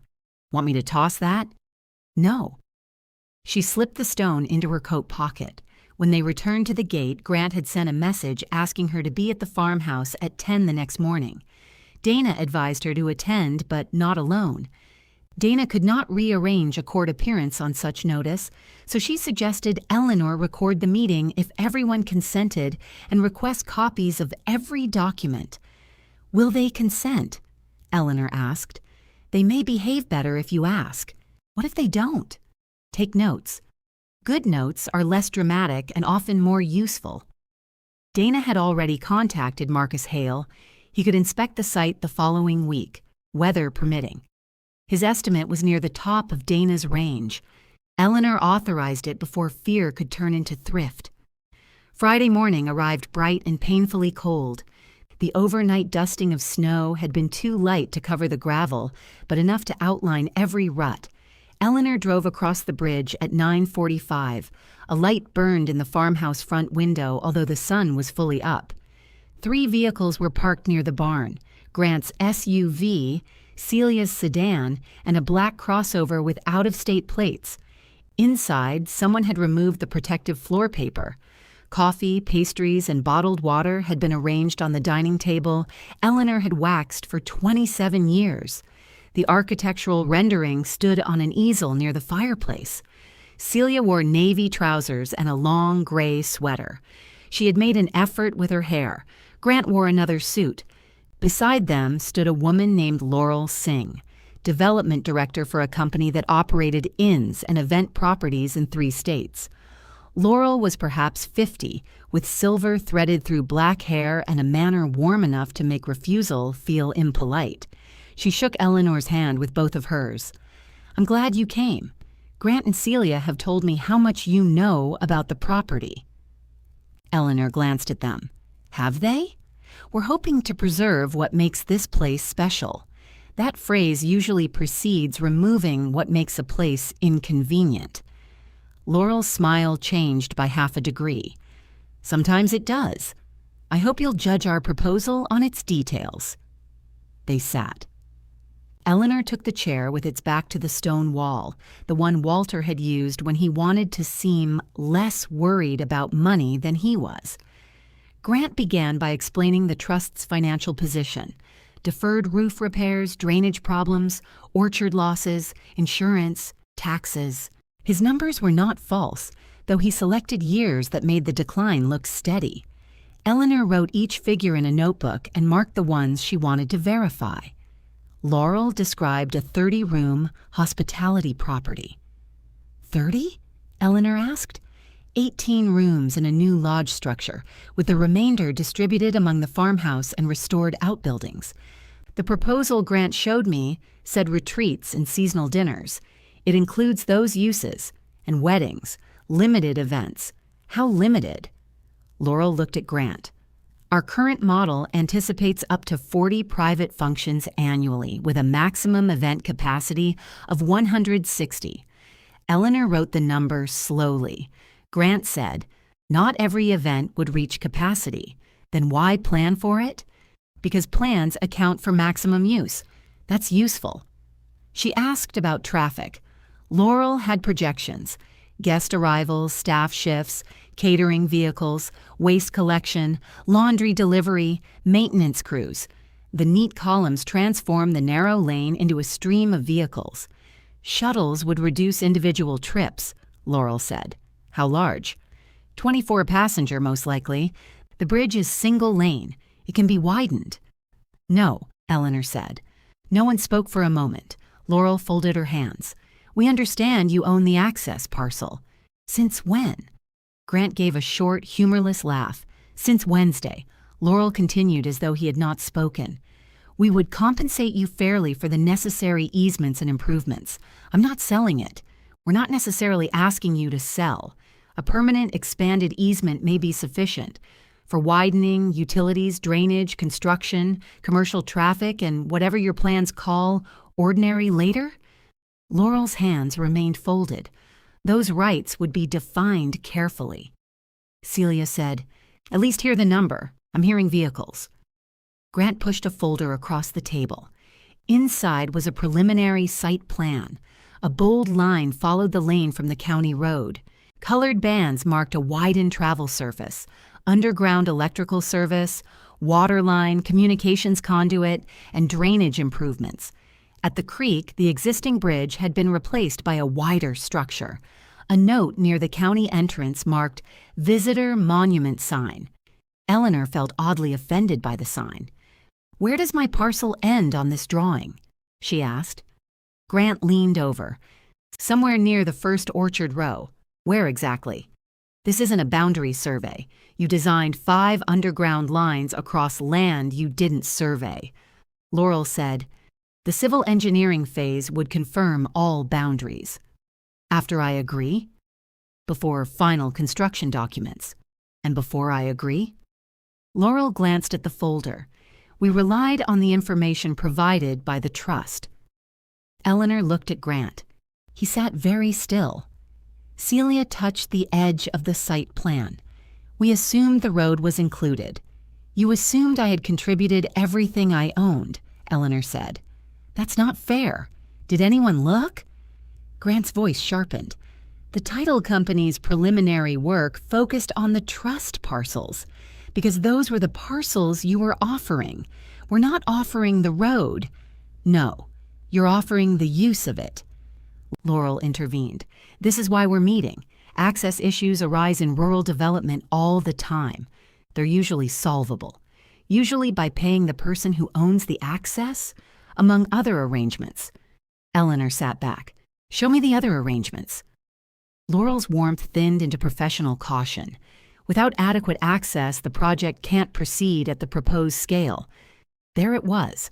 Not victory, but wait. Grant stood and went to the coffee service. He filled a cup he did not drink from. "We're prepared to make sure Eleanor is housed comfortably for life," he said. "That needs to be part of this conversation." Eleanor looked at him. It needed to be part of the conversation before room 17. Celia opened another folder. "There's an independent living apartment outside Asheville. 2 bedrooms, full kitchen, ground floor, garden access. The trust would cover the entrance fee. You chose one. We found one. Did you visit?" Celia hesitated. "Yes." "When?" "Last month." Walter had been dead 7 weeks. Eleanor turned toward the front window. From her chair, she could see bare apple branches, and between them, a thin slice of the lane. "You took me to the motel so I would be grateful for an apartment." "No," Celia said. Grant said, "That's not what happened." Eleanor faced them. "Then tell me what did." Grant put down the coffee. "We knew you'd refuse if we began with the apartment, so you removed the choice. We removed you from a construction site. There was no construction until you hired it." Laurel closed her portfolio. "Perhaps we should pause." "No," Grant said. "We have an option deadline in 3 weeks." Eleanor wrote that down. His eyes followed her pencil. "What are you doing?" he asked. "Listening." "Then listen to this. If the project fails, the trust may have to sell." "The orchard. The entire estate." Celia turned toward him. "Grant, she needs to understand the consequences." Eleanor studied his face. He believed what he was saying. That did not mean it was inevitable. It meant he had arranged his choices until only the one he wanted looked responsible. "To whom?" Eleanor asked. "We don't know. With what access?" Grant's mouth tightened. Laurel answered. "A residential purchaser would retain the existing rights." "Exactly." The room went quiet enough for the old radiator to announce itself with 2 knocks. Eleanor closed the folder and pushed it back toward Laurel. "You may reach this house," she said. "You may repair it. You may continue the orchard. Emergency vehicles may always pass. But you do not have my consent to widen the road, replace the bridge, dig through the shoulders, or send commercial traffic across my land." Grant leaned both hands on the table. "Dana told you not to hold the property hostage. I'm not. Your house is right where you left it." You're enjoying this." Eleanor thought of the motel heater, the grocery bag of underwear, Walter's gloves in Celia's possession, and the oatmeal Grant remembered. "No," she said, "that's what makes it worse." She stood and took her notebook. At the door, Celia called after her. "If we had asked first, would you have said yes?" Eleanor stopped. The honest answer did not favor anyone. "I don't know," she said. Then she stepped outside, where the narrow road lay bright beneath the winter sky, carrying far less than everyone had planned for it. Eleanor had reached the county road when Celia came running after her without a coat. She stopped the Subaru and lowered the window. Celia wrapped both arms around herself. He shouldn't have said we might sell. Was it untrue? It's not decided. Nothing is decided until it's used to frighten me. That isn't fair to Grant. Eleanor glanced toward the farmhouse. Through the open front door, she could see Grant and Laurel speaking beside the rendering. "What's fair to Grant?" she asked. "The motel? The apartment you toured without me? The road you offered without knowing who owned it? I told him we should talk to you first. But you packed." Celia's cheeks had reddened in the cold. "I thought if you saw the apartment, you might like it. You thought I'd be difficult. I thought you'd refuse before you looked." That's another way of saying difficult. Celia stared down at the Subaru's door handle. "Dad was already sick when he made you promise to keep him home." Eleanor's hand tightened on the steering wheel. "He asked me. He also asked you not to tell us how bad it was. He wanted time. We could have helped. You visited. I could have done more." The accusation bent unexpectedly, turning back toward Celia herself. Eleanor looked at her. "Yes." Celia raised her face sharply. "Yes," Eleanor repeated. "You could have. Grant could have. I could have asked more plainly. Walter could have admitted what was happening instead of making each of us protect him from the others. Are we dividing that up now? Celia's mouth trembled, though whether from anger or cold Eleanor could not tell. He trusted you with everything, she said. The farm, his appointments, the final decisions. Grant and I got phone calls after decisions were made, and now you're making them without me. That's different. It always is from inside. A gust moved through the bare branches. Celia rubbed her sleeves. Eleanor reached across and pushed open the passenger door. Get in before you freeze. I'm fine. You're standing in snow without a coat. Celia hesitated, then climbed in. The Subaru smelled of old upholstery and the peppermint candies Eleanor kept in the console. Celia picked one up but did not unwrap it. I kept his gloves, she said. I shouldn't have taken them without asking. No, I'll return them. You don't have to. Celia turned toward her. If you want them, Eleanor said, keep them. Celia held the peppermint between her fingers. Thank you. It was the first gift Eleanor had given her that Celia seemed unable to suspect. Grant appeared on the porch. He lifted one hand, summoning Celia or warning her. From that distance, it could have been either. I have to go back, she said. You always say that too. Celia opened the door, then paused. Laurel's company will send an easement offer Monday. I won't sign it. You haven't seen it? Would seeing it make me less difficult? Celia shut the door harder than necessary. At the motel, Eleanor found Ruth in room 12, with one arm inside a toilet tank. How was the summit? Ruth asked. 30 rooms, 40 events, 160 people. Ruth withdrew her arm. In that farmhouse? They'd build a lodge. And all those people drive over your bridge? Some in shuttles. I hope the shuttles are narrow. Eleanor sat on the closed toilet lid while Ruth replaced a rubber flapper. They offered me an apartment. Here, outside Asheville, independent living. Does it come with a road? Garden access. Dangerous. You might own a path. Eleanor smiled, then covered her face with both hands. Ruth finished the repair and flushed the toilet. It ran properly. She washed her hands before sitting on the edge of the tub. You want the apartment? She asked. No. You want to go back to the farmhouse? Yes. Even with those two deciding whether you can? The answer lodged behind Eleanor's ribs. I want my kitchen, she said. I want the light that comes through the east windows. I want to wake up and know whether there was frost without checking a weather app. I want Walter's chair where it was. That's wanting the house. What's the difference? Maybe none. But Ruth's tone said there was one. Eleanor spent the weekend entering receipts into a spreadsheet on the motel's aging desktop computer. Ruth showed her how to use the scanner, though the machine pulled pages sideways and produced images that leaned as if bracing against wind. The totals grew slowly. Gravel, timber, ditch work, insurance, taxes, bridge repairs. Eleanor separated what had been paid from household accounts, farm accounts, and her own funds. She did not count her labor yet. Putting a value on 30 years of work felt less like arithmetic than a dare. On Sunday afternoon, Grant sent her a scan of the trust's financial statements. He included no greeting, only the sentence, "You asked for the numbers." The documents showed strain but not imminent collapse. Deferred repairs were real. Orchard revenue had declined. Yet the trust had also paid consultants, feasibility studies, preliminary design fees, and a large non-refundable option payment associated with Laurel's project. Grant had spent money preparing to save the property from a crisis partly enlarged by what he spent preparing. Eleanor forwarded the statements to Dana with a note. "Does this mean what I think?" Dana replied, "It means we ask questions." Monday's easement offer arrived by courier at the motel office. The proposed payment was more money than Eleanor had ever received at once, and less than a modest house would cost nearby.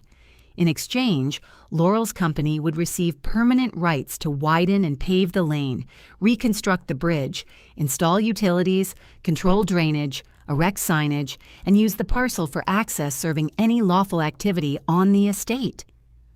Ruth read the payment figure and whistled. For letting them use a strip of gravel, she said, "That looks large. It's for letting them change it forever.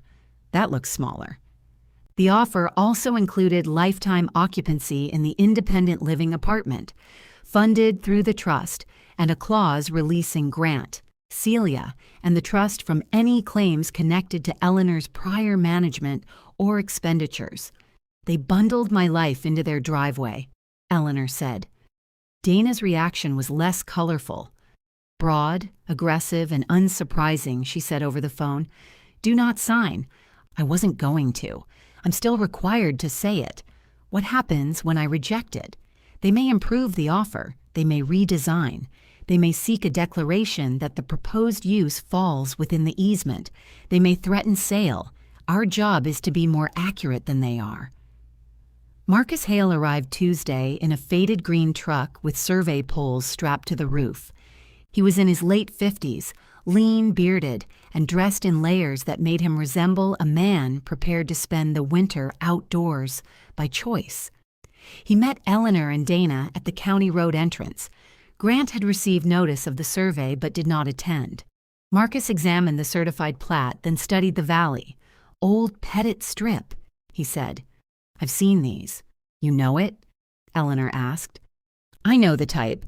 A farm gets assembled out of larger tracts, but the access stays with a neighbor until somebody buys it. The long, skinny parcels cause most of the arguments because nobody feels like they're standing on separate land. He located an iron pin near the county right-of-way beneath leaves and frozen soil. Then he worked along the creek, comparing bearings, measuring offsets, and searching for old markers. Eleanor followed until her knees began to object to the slope. You don't need to stay beside me, Marcus said. I'm paying by the hour. You're paying the same if you watch. Then I'm getting the tour. He smiled. Fair. The western boundary ran farther into the wooded shoulder than Eleanor had pictured. The culvert lay entirely within her strip. So did the timber gate. At the bridge, Marcus climbed down toward the creek while Eleanor waited above. Stone abutments are on your parcel, he called. Whole crossing appears to be. Appears? I survey boundaries, not appearances. Give me time. Near the orchard, the line narrowed before meeting the trust land. Marcus placed temporary stakes at points he had confirmed, each topped with plain orange ribbon but no writing. Grant drove past while Marcus was working near the culvert. He slowed but did not stop. The SUV crossed the bridge, lawful and ordinary, then continued toward the house. Eleanor felt anger rise anyway. Dana noticed. He's allowed. I know. Knowing has to become behavior. I'm standing here. Yes, keep doing that. Marcus needed 2 days to complete the fieldwork. Ice in the shaded woods slowed him, and one old marker had been disturbed by a drainage repair Eleanor remembered paying for. He used the recorded bearings and surviving monuments rather than pretending certainty. On Wednesday afternoon, he drove the final stake near the estate boundary. The traveled lane, culvert, bridge, and shoulders are all within your deed, he told Eleanor. No encroachment from the farmhouse parcel. I'll prepare the signed survey. How close is the trust land at the narrowest point? He gave her the distance. Could they widen without touching mine? Not unless they narrow the road first. Dana coughed into her glove, hiding a laugh. Grant's lawyer received Marcus's preliminary findings that evening. Grant responded with a message accusing Eleanor of wasting resources to establish facts no one disputed. She read it aloud in the motel office. Ruth said, "He disputed them all last week. He's efficient. He disputes one thing at a time." Snow began after midnight, a dry dusting that stopped before dawn. Eleanor woke early, dressed in charcoal trousers and her dark teal wool coat, wrapped Walter's faded rust-red scarf around her neck, and drove toward the valley before Ruth turned on the office lights. Clean winter sun touched the high ridges. In the shaded ruts, thin patches of ice shone pale blue. At the county road entrance, Eleanor got out and closed the timber gate behind her. It was not locked. Anyone entitled to pass could open it. She rested one gloved hand on the weathered top rail. Plain survey stakes traced the snowy left shoulder, crossed near the culvert, and continued beside the narrow gravel road. The low stone and timber bridge stood intact over the creek. Beyond it, the dormant orchard filled the center of the valley, its bare branches dark against the frost. The stone farmhouse rose on the right, and one window held a restrained amber light. Someone was awake inside. No one stood with Eleanor. No lawyer, no surveyor, no family member, no driver waiting to test her. For 31 years, she'd seen the lane as the beginning of home. Now she saw it as its own place, narrow, taxed, repaired, washed out, rebuilt, insured. Hers. Not because Walter had wanted her protected or because Grant and Celia had finally acknowledged her, but because she had bought it and cared for it. The understanding did not make her triumphant. It made the hurt settle into something steadier.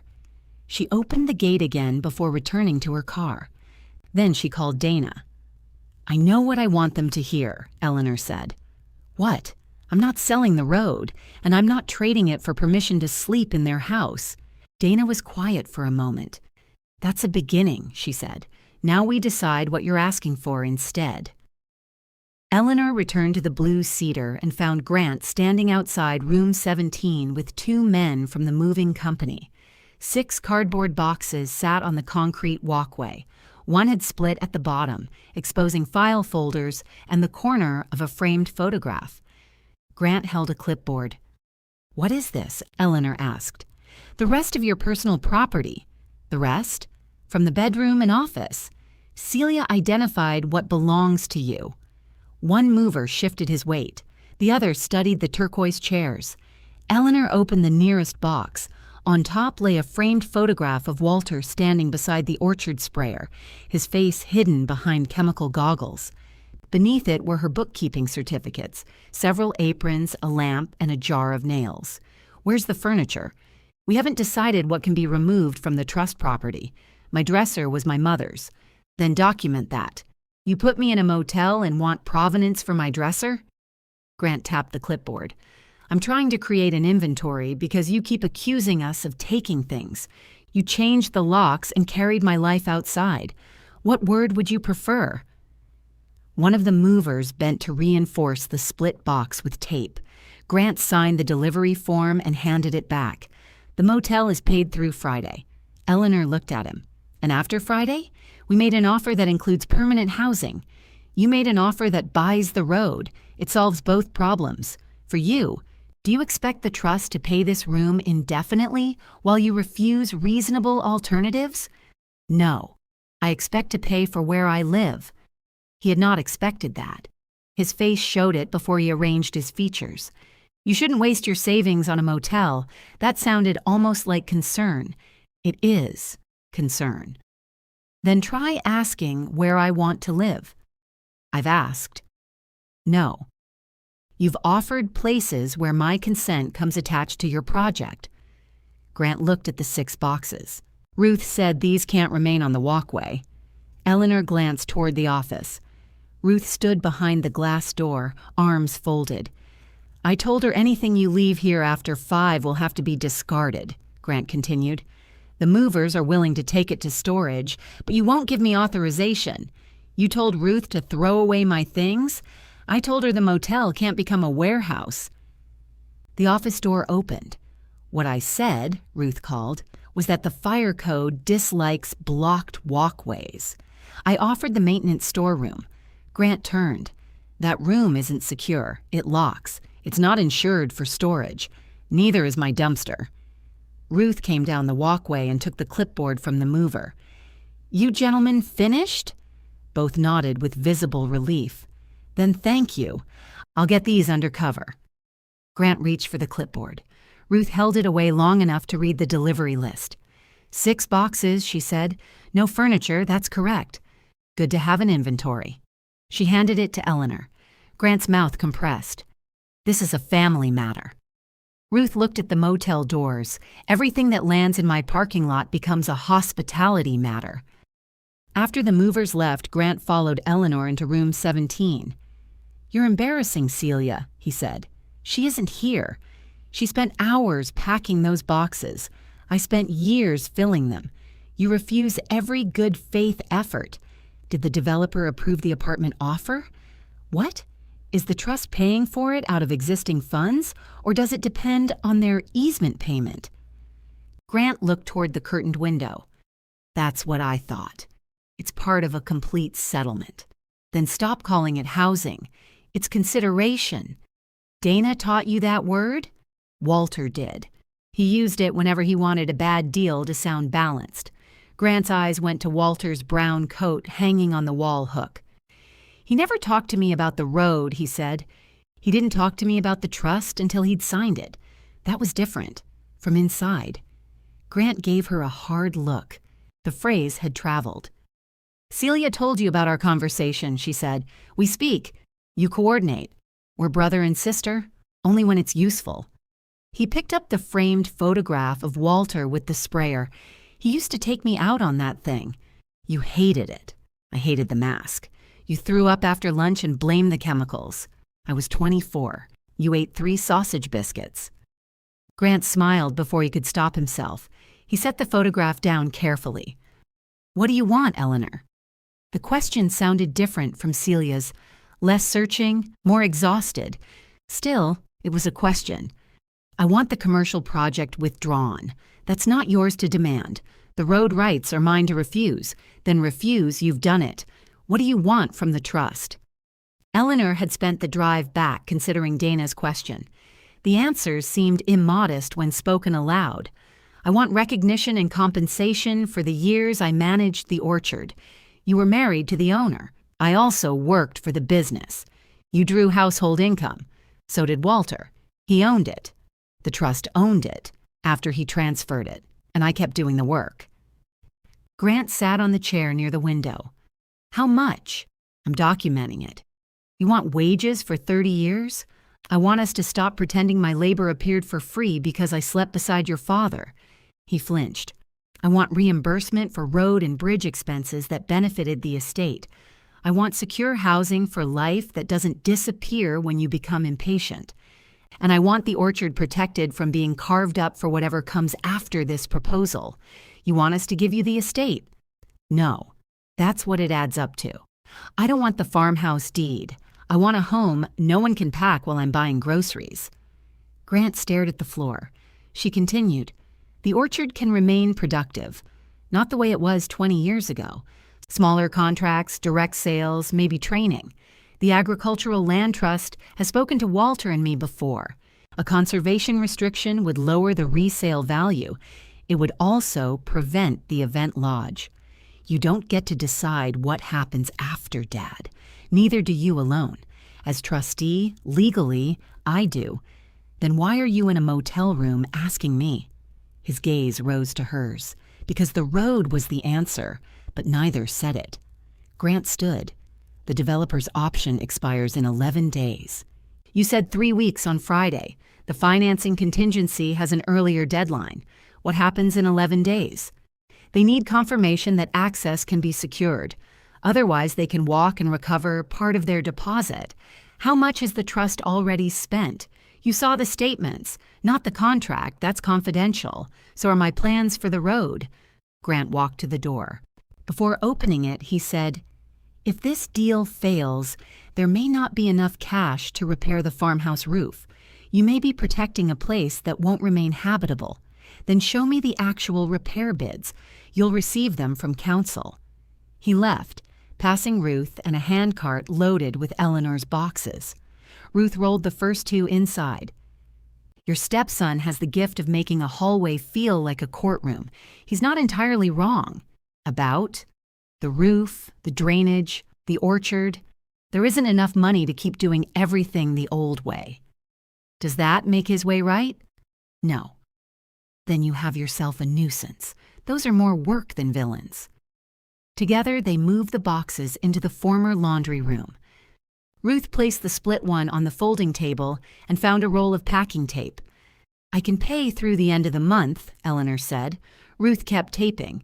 You can pay the same weekly rate Grant paid. I'm not asking for charity. That rate is robbery. It's your rate.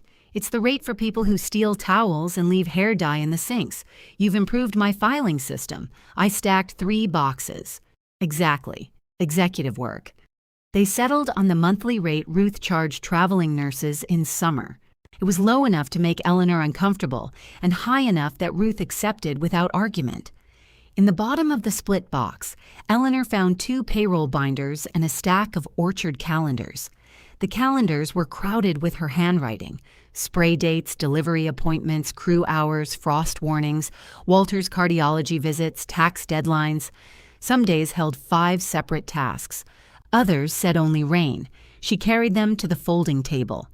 "Are those useful?" Ruth asked. "They tell me what I did.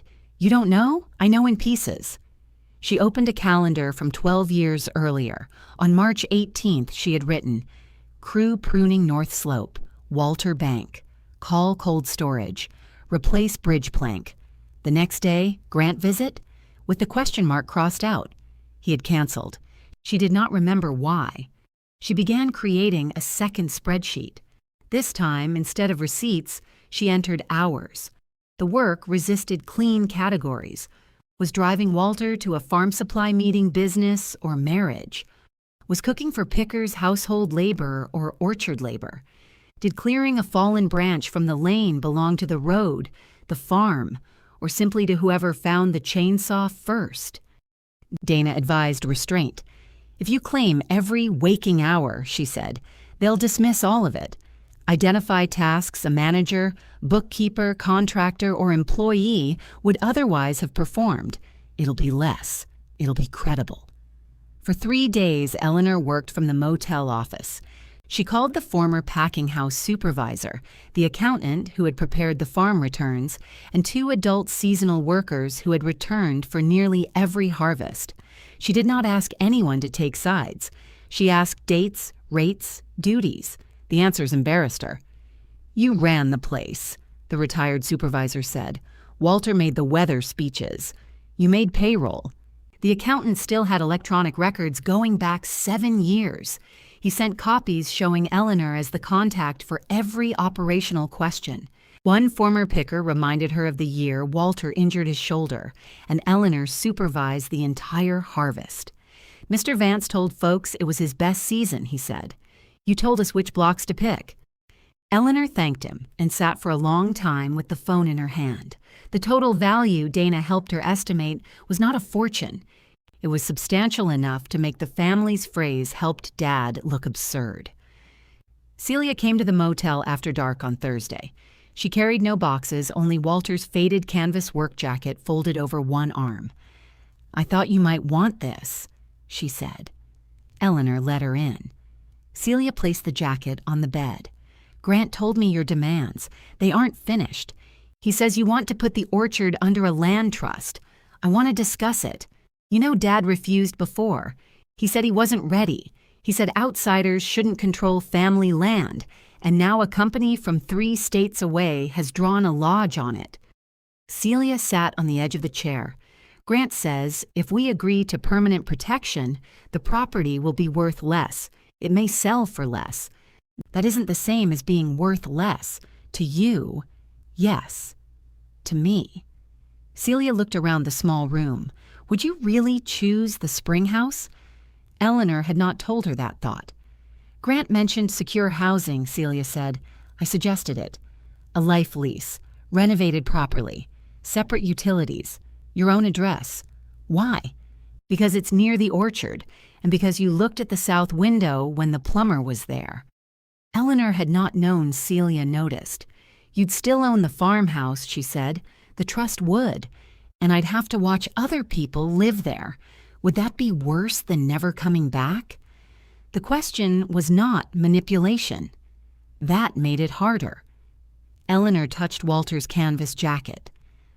"I don't know," she said. Celia nodded. "I thought you might say that." Then she reached into the pocket and placed the missing bridge weight sign on the bed between them. It was small, dented, and still held 2 rusted screws. "I found it in the barn," she said. "Grant told the contractor to take it down before the first site photographs." Eleanor looked up. "He said it made the road look like a problem," Celia continued. "I think we should stop pretending the problem started when you noticed." Eleanor picked up the metal sign. The white paint had yellowed, and the black numbers were scratched where apple bins had brushed past it. "Did you know he removed it?" she asked. "Not until today. But you knew the bridge had a limit." "I knew there used to be a sign. I didn't know what happened to it." Eleanor turned the sign over. Walter had written their telephone number on the back in permanent marker, though half the digits had faded.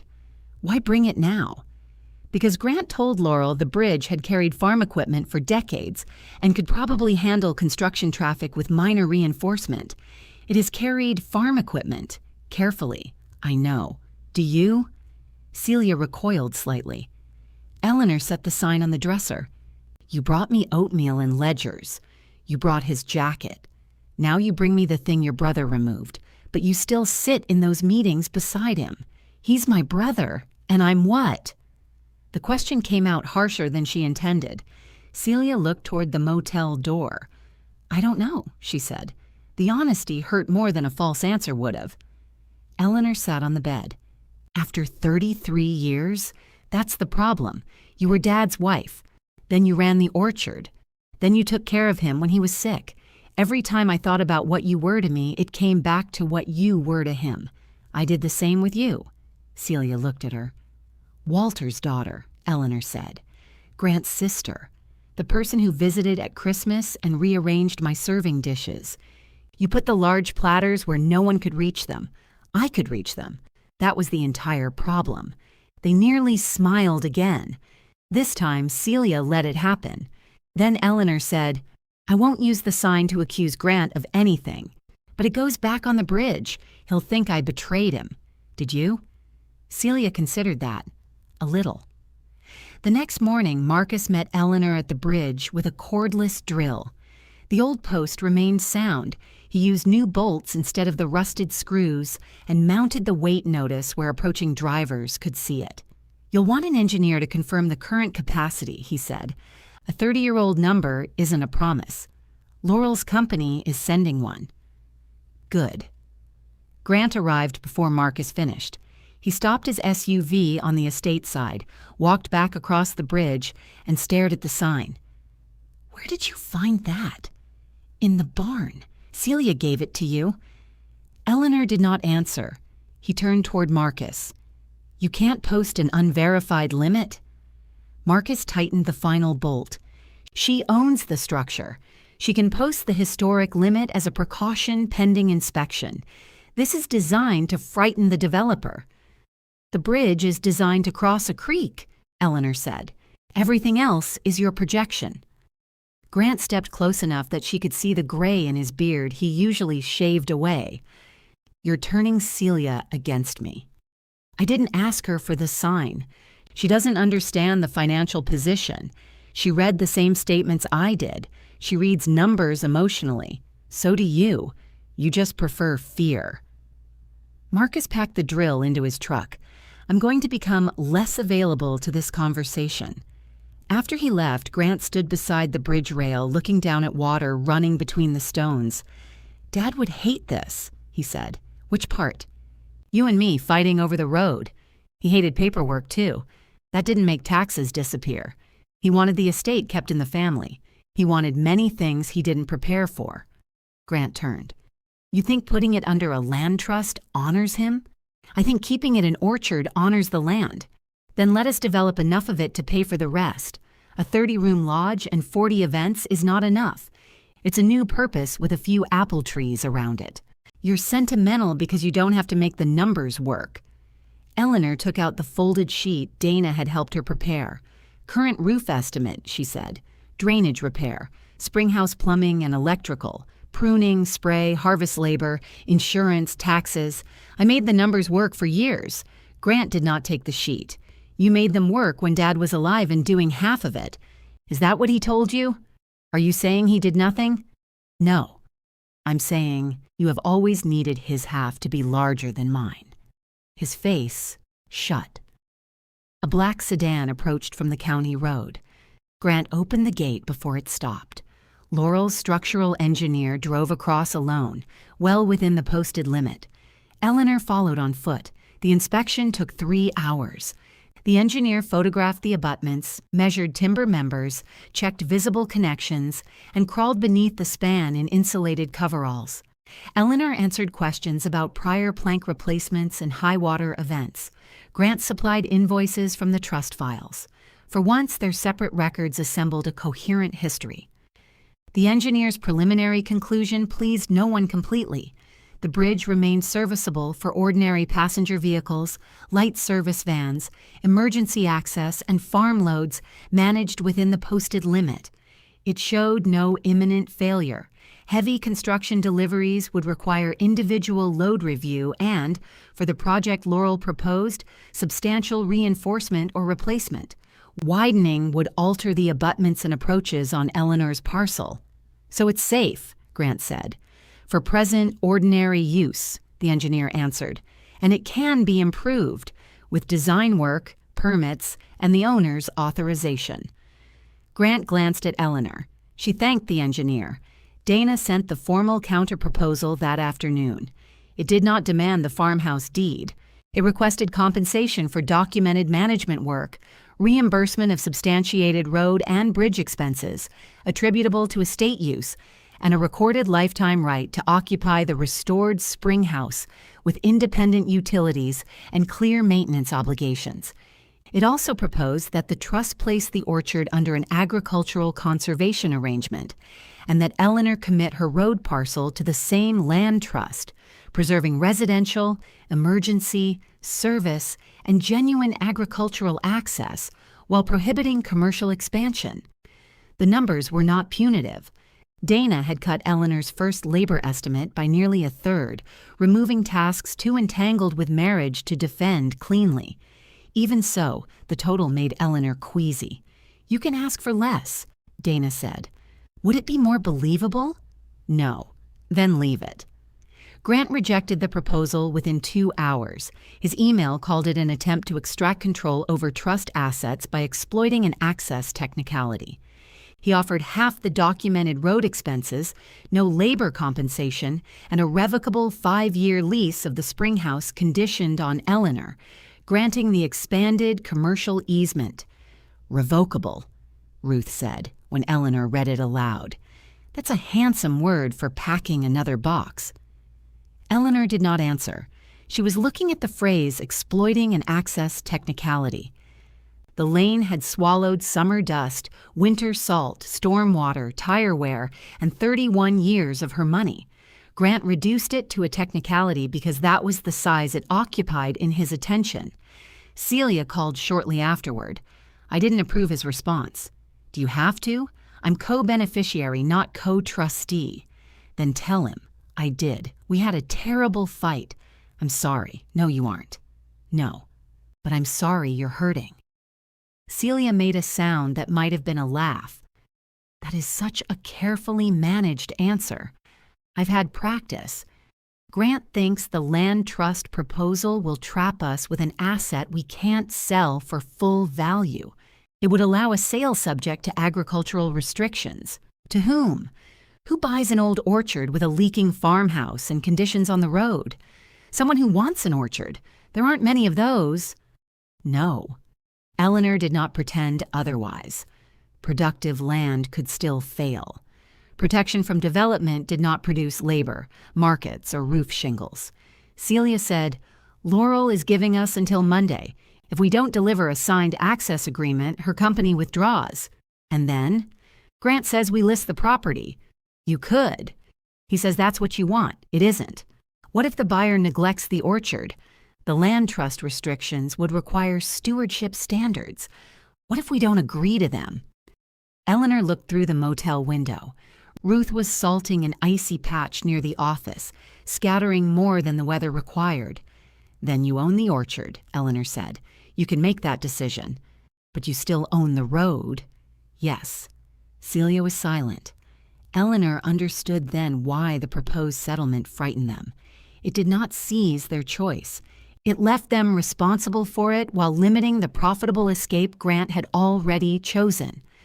On Saturday, a cold rain began. Water ran off the motel roof in silver cords.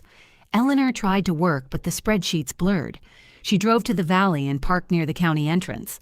The culvert was taking water properly, though leaves had built against the upstream grate. She put on gloves, took a rake from the Subaru, and cleared them. Grant's SUV stopped on the road behind her. He got out without an umbrella. "You can't be here alone in this weather," he said. "I've been alone in worse. That doesn't make it sensible." He took the rake from her before she could object and dragged the remaining leaves away. Rain soaked his suit jacket. "You'll ruin that," she said. "I own another." "Of course you do." They worked without speaking until the water moved freely. Grant leaned the rake against the gate. Laurel called. "Her investment committee won't extend the deadline." Eleanor wiped rain from her face. "I'm sorry. No, you aren't." The family resemblance was sometimes astonishing. "I'm sorry you're hurting," she said. He laughed bitterly. "Did you practice that on Celia? She didn't like it either." He looked toward the farmhouse, barely visible through rain and bare branches. "If they walk," he said, "I'm listing the estate Tuesday. That's your right. And when a buyer wants to inspect it, I'll open the gate when movers come. I'll open the gate when roofers come, or residents, or farm crews. I'll open the gate." His eyes narrowed. "But not guests. House guests, yes. 160 paying event guests, no. You found the exact line that hurts us most. No, Grant. You drew a business plan across it." He stared at her for several seconds, rain running from his hair. Then he said, "Dad should have left you the house." Eleanor had imagined hearing those words. In every imagined version, they healed something. They did not. "Yes," she said. Grant looked away, but he didn't. "No. So here we are." He returned to his SUV. Before getting in, he opened the gate and left it open behind him. Eleanor stood beneath the rain, watching the water pass cleanly through the culvert she owned, and toward the orchard she did not. The developer withdrew at 2:15 Monday afternoon. Laurel called Eleanor before Grant did. "I wanted you to hear it directly," she said. "Our investment committee won't proceed without control of the access improvements. I understand. I'm not calling to pressure you. The deadline has passed." Eleanor sat at the folding table in the motel's former laundry room. Walter's calendars lay open around her. "Would you have preserved the orchard?" "We would have preserved portions of it." "That wasn't my question." Laurel was quiet. "We would have maintained enough trees to support the property's agricultural identity," she said. Eleanor looked at a calendar entry from 9 years earlier. Thin Fruit, East Block, Walter Dentist, Bridge Gravel. "Thank you for answering."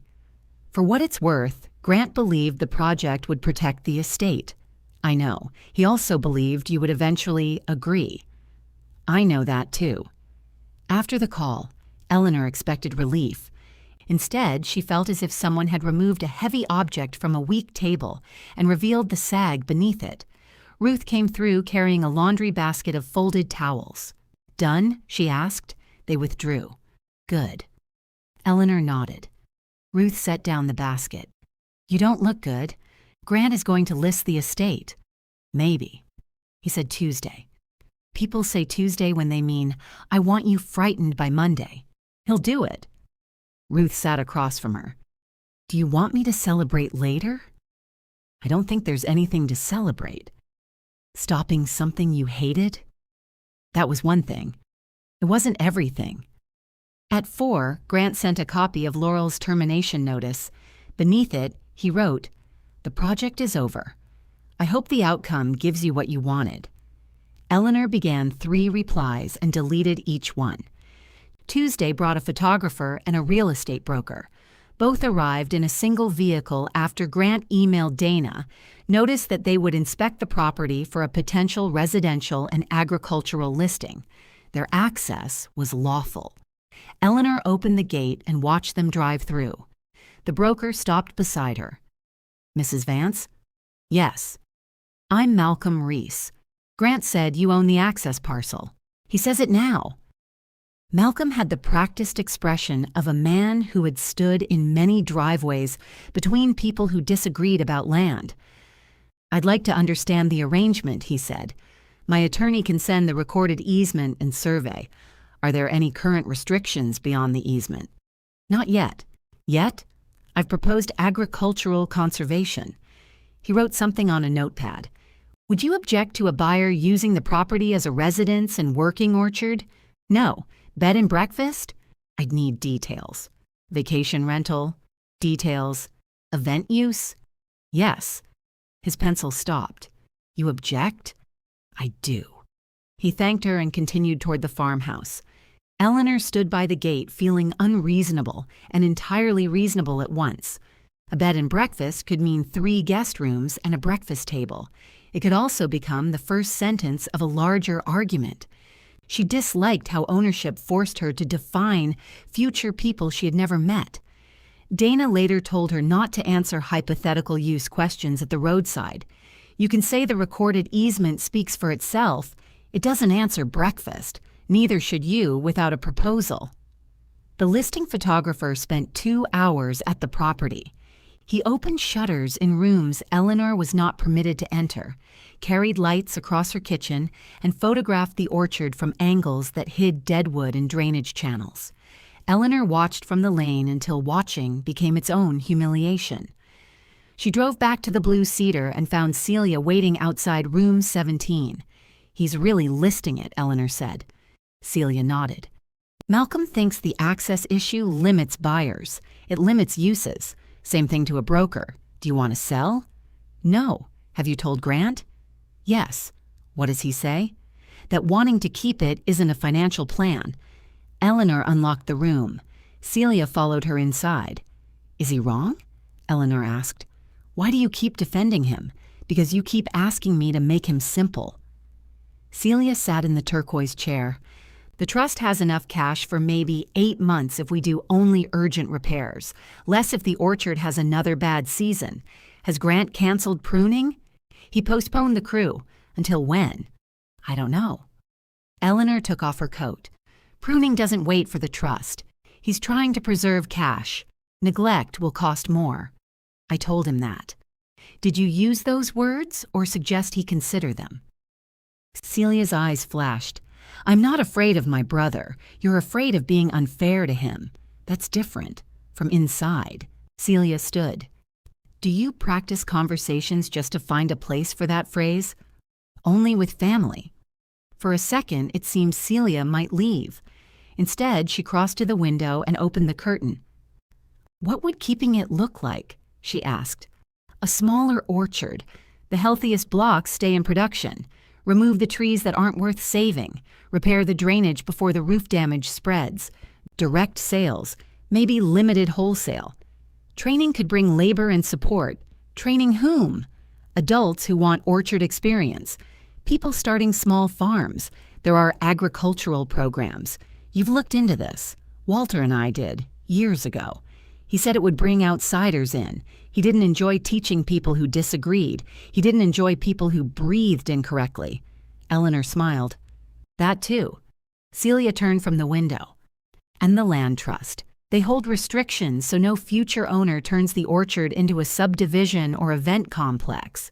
The trust could still own the land. It could sell it, lease it, farm it.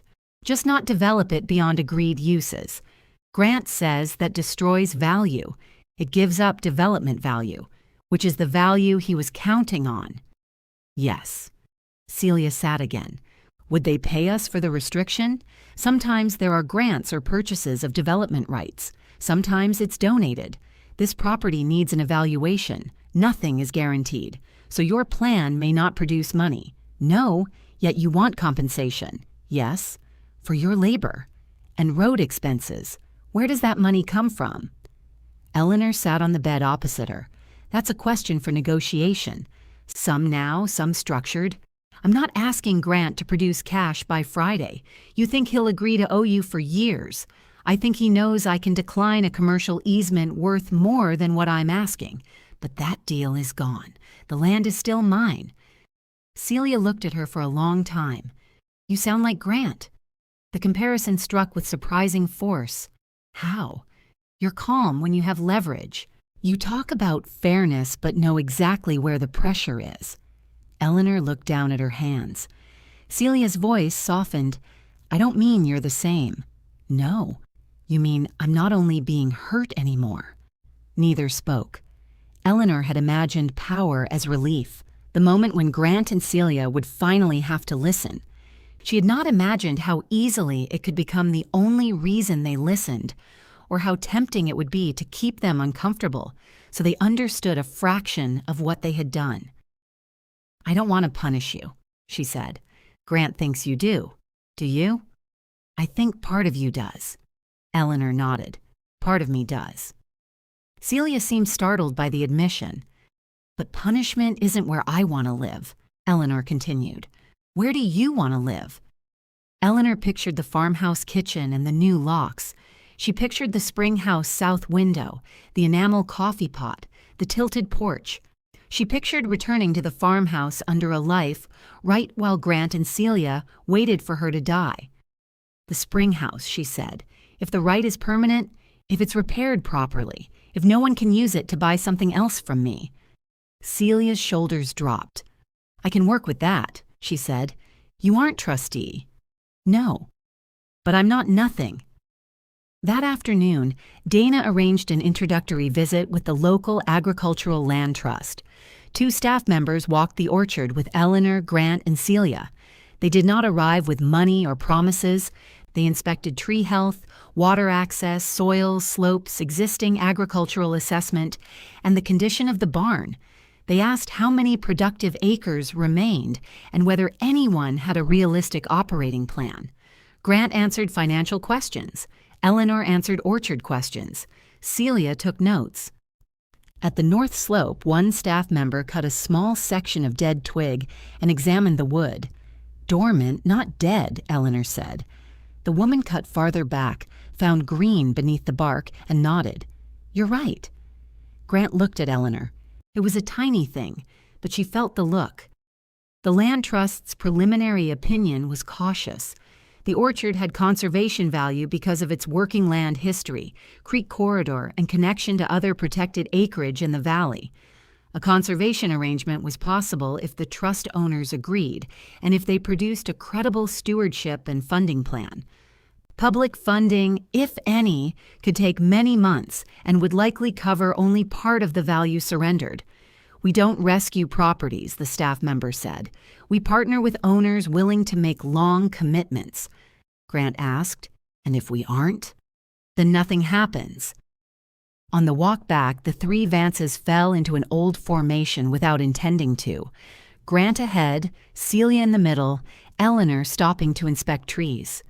Near the barn, Eleanor found 2 pruning cuts made too close to the trunk. Who did these? She asked. Grant turned, the contractor's landscaper. He wounded the collars. He cut 2 branches. Badly. The project is over. The cuts aren't. Grant started to answer, then crouched to look. Eleanor showed him the swollen ring where the branch should have been removed. Out here. Not flush. He touched the bark. Can it be fixed? It can heal if nobody improves it again. Celia laughed, unexpectedly and loudly. Grant looked up at her, then at Eleanor. He almost laughed too. Instead, he stood and brushed soil from his trousers. The broker delivered his valuation that evening. With the house repairs, orchard condition, agricultural use, and access limited to the existing easement, the likely residential sale price was far below Laurel's development valuation, enough to divide into respectable inheritances, not enough to make selling feel like salvation after transaction costs and trust obligations. Grant came to the motel with the report under his arm. Ruth pointed him toward the old laundry room. He entered, placed the valuation beside Eleanor's spreadsheets, and sat without asking. I don't accept your labor number, he said. Eleanor folded her hands. All right, I don't accept that the road expenses are entirely the trust's responsibility. They aren't. Dana separated my share. I'm not giving the land trust control over every future decision. We can define reserved rights, and the spring house needs more work than you think. I know what it needs.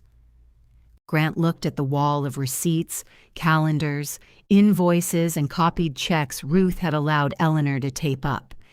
You documented all of this? Yes. He picked up one calendar and read several entries. You wrote down when I canceled visits. I wrote down orchard work. You happened around it. His mouth twisted. He set the calendar down. If we negotiate, he said, the road has to remain available for the estate, for residential, emergency, service, and genuine agricultural use, as it is now, and repairs, properly shared. No games at the gate, no games in the farmhouse. He looked at her. What does that mean? It means you return everything that belongs to me. You account for what was discarded, and you stop using shelter to force agreement. Grant leaned back. I can agree to negotiate those terms, he said. I can't promise Celia and I will accept your proposal. I can agree to the same. For the first time since room 17, neither of them called the other ungrateful, confused, obstructive, or cruel. It was not reconciliation. It was enough to begin. Dana scheduled the first negotiation for 10 on Thursday and reserved the conference room downstairs from her office because her own room could not hold 5 adults and their resentment. Grant arrived with the trust attorney, a patient gray-haired man named Howard Lyle, who had handled Walter's probate. Celia came separately. Eleanor brought 3 binders, 1 notebook, and Ruth's strongest coffee in a travel mug that had once advertised a roofing company. Howard began by saying everyone shared an interest in avoiding litigation. That may be the only interest we share, Grant said. Dana opened her folder. Then it's enough for 10 o'clock. They started with expenses because receipts did not have feelings. Even so, each line became an argument. Grant accepted the county taxes and bridge insurance Eleanor had paid. He disputed culvert repairs that also prevented flooding along her own parcel. Eleanor accepted a percentage reduction. He challenged gravel invoices when the farm account had paid for hauling. She produced canceled checks showing she had paid for the material. Dana removed 1 invoice that appeared twice. By noon, they had agreed on a road expense figure smaller than Eleanor's claim and larger than Grant's offer. It felt less like justice than reconciling an old bank statement. The labor took longer. Howard distinguished between work performed as a spouse and work performed for a business. Dana agreed with the principle and disagreed with nearly every place he drew the line. Preparing household meals is not in our claim, Dana said. Preparing payroll for 23 seasonal workers is. Walter oversaw operations, Grant said. Eleanor slid copies of the accountant's emails across the table. Each was addressed to her.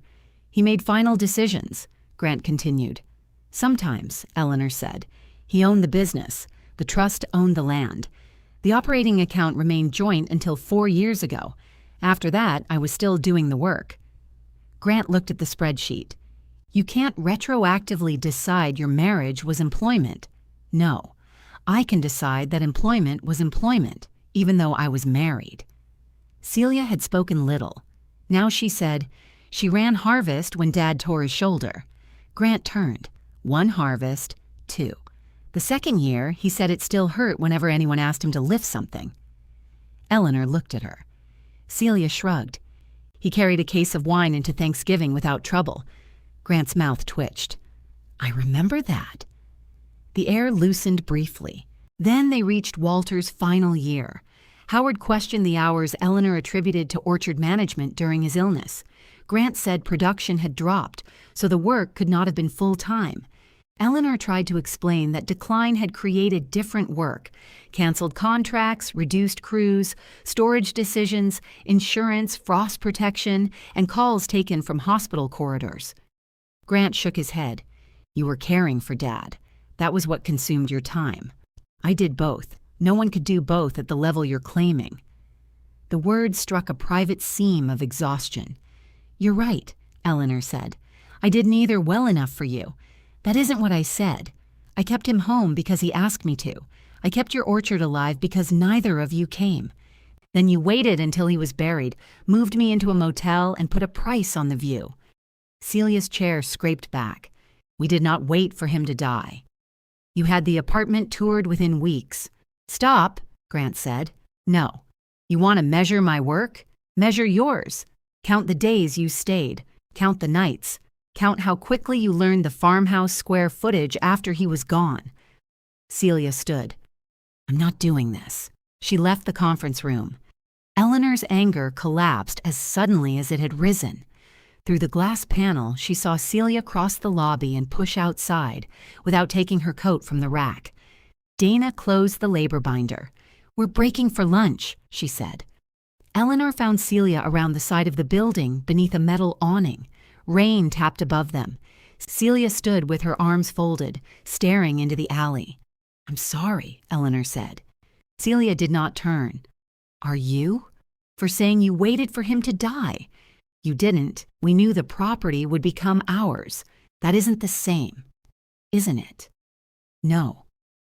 Celia wiped beneath one eye with the heel of her hand. "I toured that apartment 3 weeks after the funeral." "Yes. I hated myself while I did it." "You still did it." "Yes." Eleanor stood beside her. "I'm not apologizing for that truth. I didn't think you were. I'm apologizing for choosing the cruelest version because I wanted you to feel small." Celia gave a wet laugh. "It worked. I know." They listened to the rain. "Dad called me the week before he died," Celia said. "He said you'd pretend you could manage after he was gone. He made me promise not to let you wear yourself out saving the place." Eleanor turned toward her. "He said that? He also said you'd hate any sensible option for 6 months and then admit we were right. That sounds like him. I thought moving you quickly was what he wanted. He wanted everyone to do what he wanted after he was no longer here to be blamed." Celia nodded. "Why didn't you tell me?" Eleanor asked. "Because it sounded weak once we put you in the motel. It was weak before. I know that now." Eleanor leaned against the brick wall. "He told me you and Grant would always take care of the property and make sure I had a home." Celia shut her eyes. "He told each of us the part that required nothing from him." When they returned, Grant looked at Celia, then Eleanor. Neither explained. The negotiations resumed. By late afternoon, the parties had narrowed the labor claim to documented managerial and bookkeeping work from the years after the trust was formed. Eleanor surrendered earlier years that would be hardest to separate from the marriage. Grant agreed the final 3 years could not be dismissed, merely because Walter was ill. The compromise amount was less than half of Eleanor's original estimate. It was still enough to acknowledge that something had been owed. The trust could not pay it all immediately without abandoning repairs. Howard proposed an initial payment from reserves and equal installments over 5 years, secured as an obligation of the trust. Dana requested interest. Grant objected. They settled on a smaller rate. At 5, Dana raised the spring house. "No revocable lease," she said. "A recorded lifetime occupancy right exclusive to Mrs. Vance, terminating only at her death or voluntary permanent surrender." "Transferable?" Grant asked. "No." "Subletting?" "No." "Commercial use?" "Limited agricultural instruction and home office use." "Maintenance?" They argued over roofs, appliances, taxes, insurance, plumbing, and whether Eleanor could paint the exterior without written consent. Eleanor had not known autonomy could require 3 paragraphs about gutters. Grant insisted the trust could not promise unlimited restoration. Dana produced the plumber's report, an electrical estimate, a roof inspection, and a list Eleanor had prepared separating necessary work from preference. Grant read the list. "You don't want a second bathroom?" "There isn't room." "The loft could. I'm 72. I'm not climbing stairs at night to improve resale value."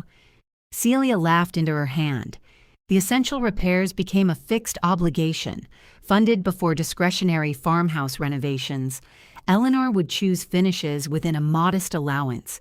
She accepted responsibility for utilities and routine interior upkeep. Then they reached the land trust. Grant pushed back from the table. "No, everything else is negotiable." "That isn't." Howard removed his glasses. "Grant, the commercial development is no longer available. Another proposal could be." "Not without Eleanor's expanded easement," Dana said. "Then the orchard remains trapped by her personal preferences." Eleanor opened Marcus's survey. I'm offering to place my parcel under the same permanent restrictions. I'm not keeping a private veto forever. You're handing it to outsiders, a nonprofit land trust with defined terms, people we don't control. That's the point. Grant looked at Celia. Say something. She held his gaze. I think we should do it. His face changed. Celia continued. Not every draft term. Not today. But protect the orchard and road together. Reserve residential rights. Reserve farm use. Keep the farmhouse habitable. Stop waiting for another developer. You met with them without me? We all met with them. You know what I mean. Yes, Celia said. I spoke to them again. Grant turned to Eleanor. You did this. Celia's palm struck the table, not hard but loud enough. I did it, she said. You keep making Eleanor the only person capable of influencing me. It's insulting. Grant stared at his sister. The room became still. Howard put on his glasses. A conservation agreement can include reserved rights for necessary buildings, farm operations, residential sale, maintenance, and access. We can negotiate terms. Agreement today would be premature, but refusing discussion is equally premature. Grant closed the folder in front of him. I need time. How much? Dana asked. A week. The orchard needs pruning now, Eleanor said. He looked at her, wary of another condition. I'll organize it, she continued. The trust pays the crew. I won't charge management time while we negotiate. Why? Because the trees aren't parties to this. Celia smiled faintly. Grant did not, but after a moment he nodded. The next week was spent in the orchard rather than the conference room. Eleanor hired a smaller crew than usual and worked beside them, demonstrating cuts, marking diseased wood, and stopping before her shoulders made poor decisions. Grant came twice, once to review costs and once carrying coffee for everyone. Celia spent a morning dragging branches to the rows. None of them called it reconciliation. On Friday, Howard sent a revised framework. The orchard, farmhouse acreage, barn, springhouse, and Eleanor's access parcel would enter a coordinated conservation arrangement with the local agricultural land trust. The Vance Trust would retain ownership of its property. Eleanor would retain ownership and management of the road during her life, then transfer it to the land trust under permanent access terms. Commercial event expansion, road widening, and unrelated development would be prohibited. Agricultural operations, ordinary residences, repairs, emergency travel, and existing service access would remain protected. The framework included Eleanor's compensation, road reimbursement, springhouse rights, restoration duties, and the return of her belongings. It was not yet signed. Several clauses remained open. One concerned what would happen if the trust failed to make Eleanor's installment payments. Another concerned who would bear extraordinary bridge costs. The most painful concerned the farmhouse contents, which objects belonged to the trust and which belonged to Eleanor. Walter's walnut chair sat in the middle of that dispute. Grant claimed it had always been in the Vance farmhouse. Eleanor remembered choosing it with Walter at an estate sale and paying from their joint account. Neither had proof. They met in the farmhouse parlor to decide. The chair stood near the cold fireplace beneath a white sheet. Eleanor removed the sheet and ran her hand over the worn arm. You keep it, Grant said. She looked at him. It won't fit in the springhouse, he added. No, she said. It won't. Celia touched the chair back. Then why are we arguing? Because it had held Walter's body.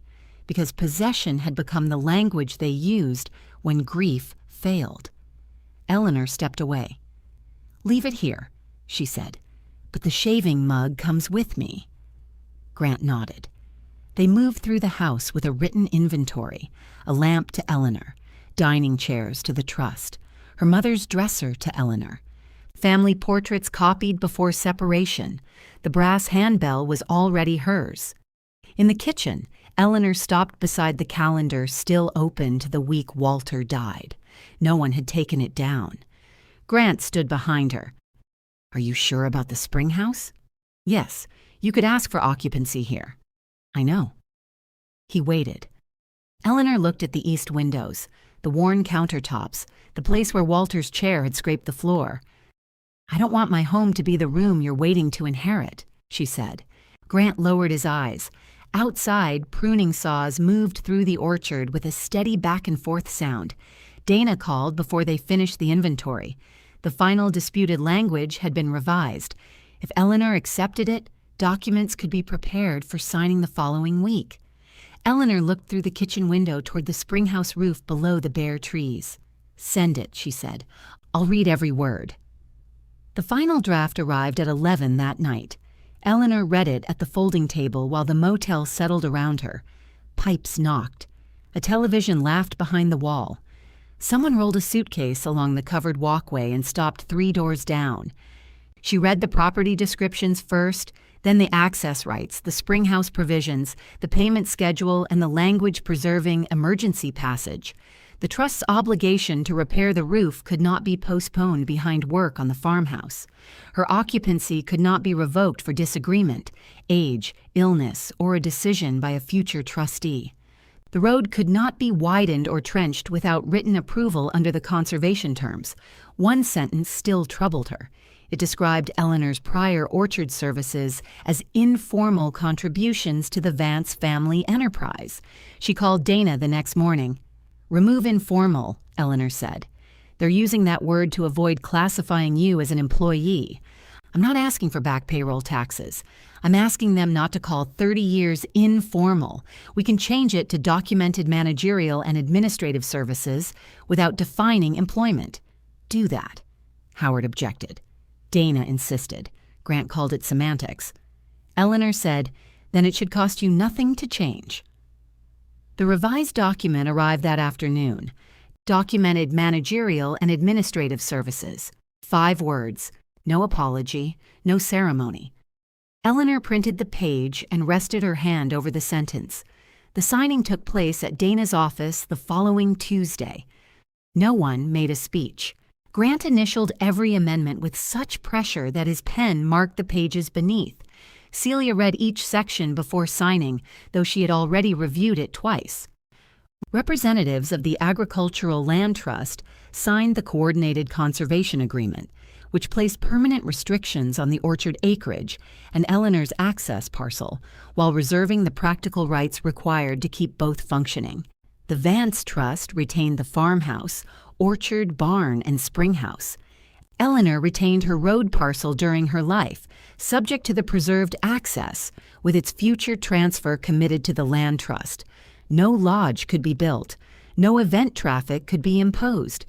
The lane, culvert, bridge, and wooded shoulders would remain narrow and rural, open to residents, emergency vehicles, service providers, and genuine farm use.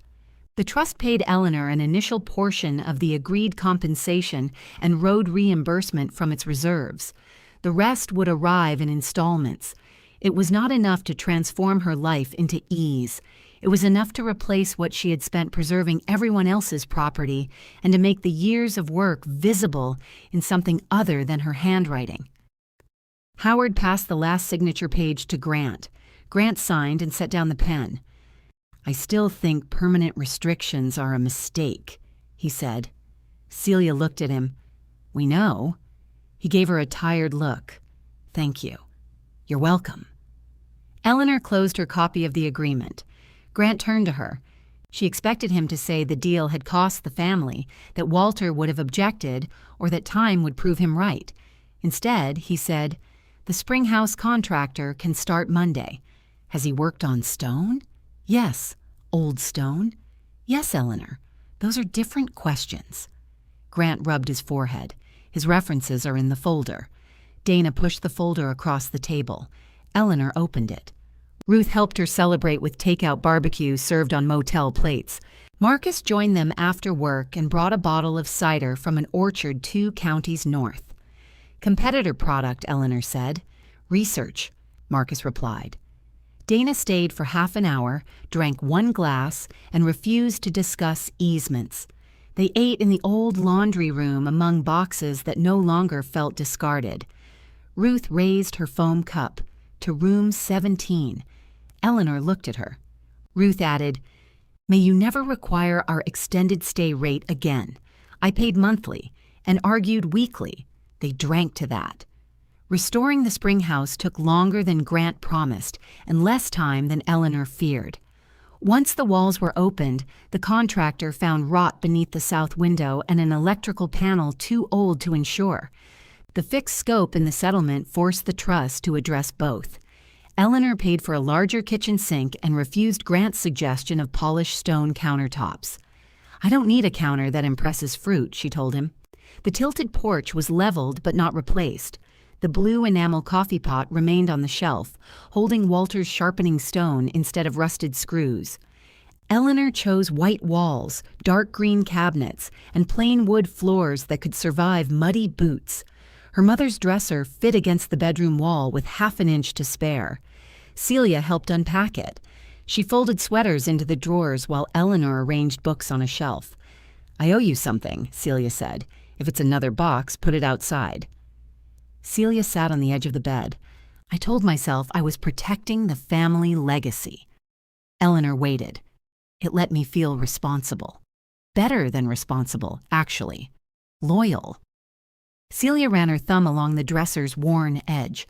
"But I talked about the house and the orchard as if they stayed standing because Dad's name was on them. He did work hard." "I know. That made it easier to ignore how much you did.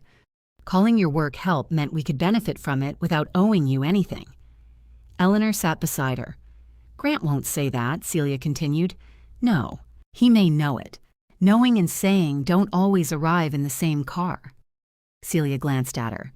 "Is that one of Ruth's?" "More or less." "I'm sorry." Eleanor nodded. She did not say it was all right. It had not been. But she reached into the open box beside them and handed Celia Walter's shaving brush. "The mug is staying here," she said. "You can have this." Celia held the brush by its worn wooden handle. "Why? Because you remembered his gloves smelled like him?" Celia laughed and cried at once, an inelegant sound Walter would have tried to interrupt with a joke. They sat until it passed.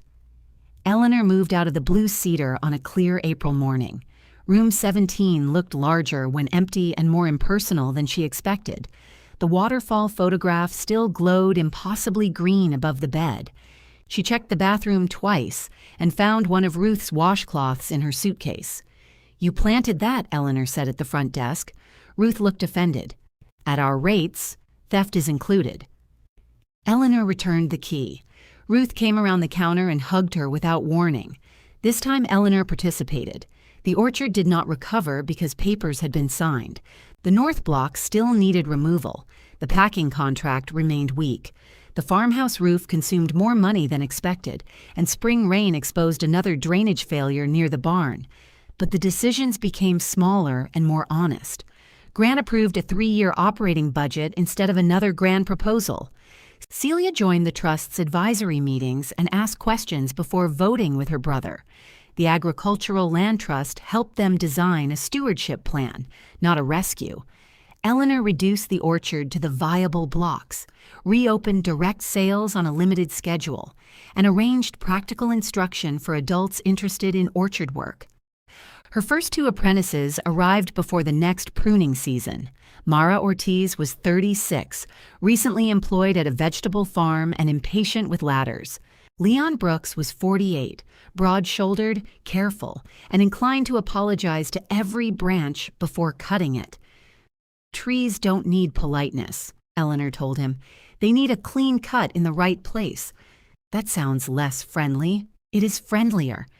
She showed them how to recognize fruiting wood, how to remove crossing branches, and how to stop when fatigue made each decision look equally good.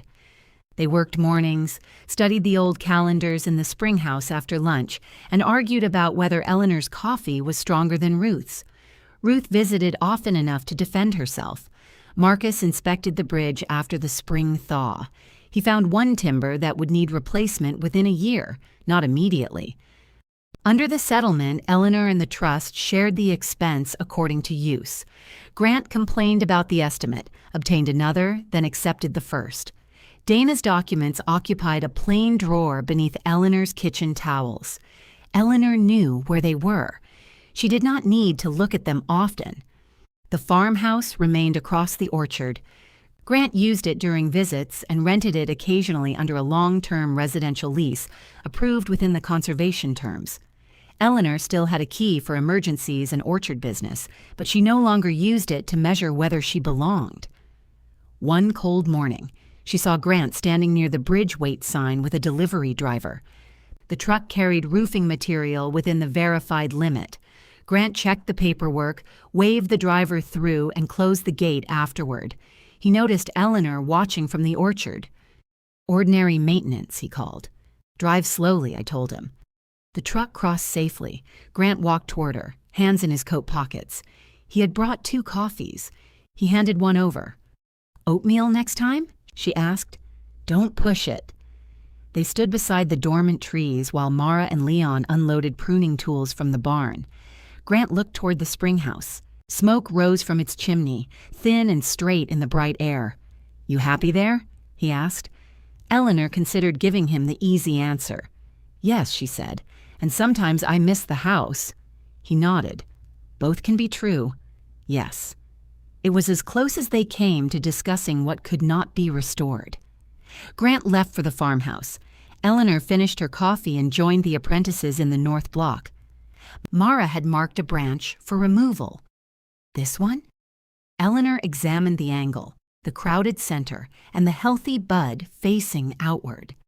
"Not all of it," she said. "Cut back to there. Leave the part that knows where it's going." Leon positioned the saw. Eleanor stepped aside and let him make the cut. Beyond the trees, an ordinary car crossed the narrow bridge. The road held it, the orchard waited in the winter light, and Eleanor walked home by choice.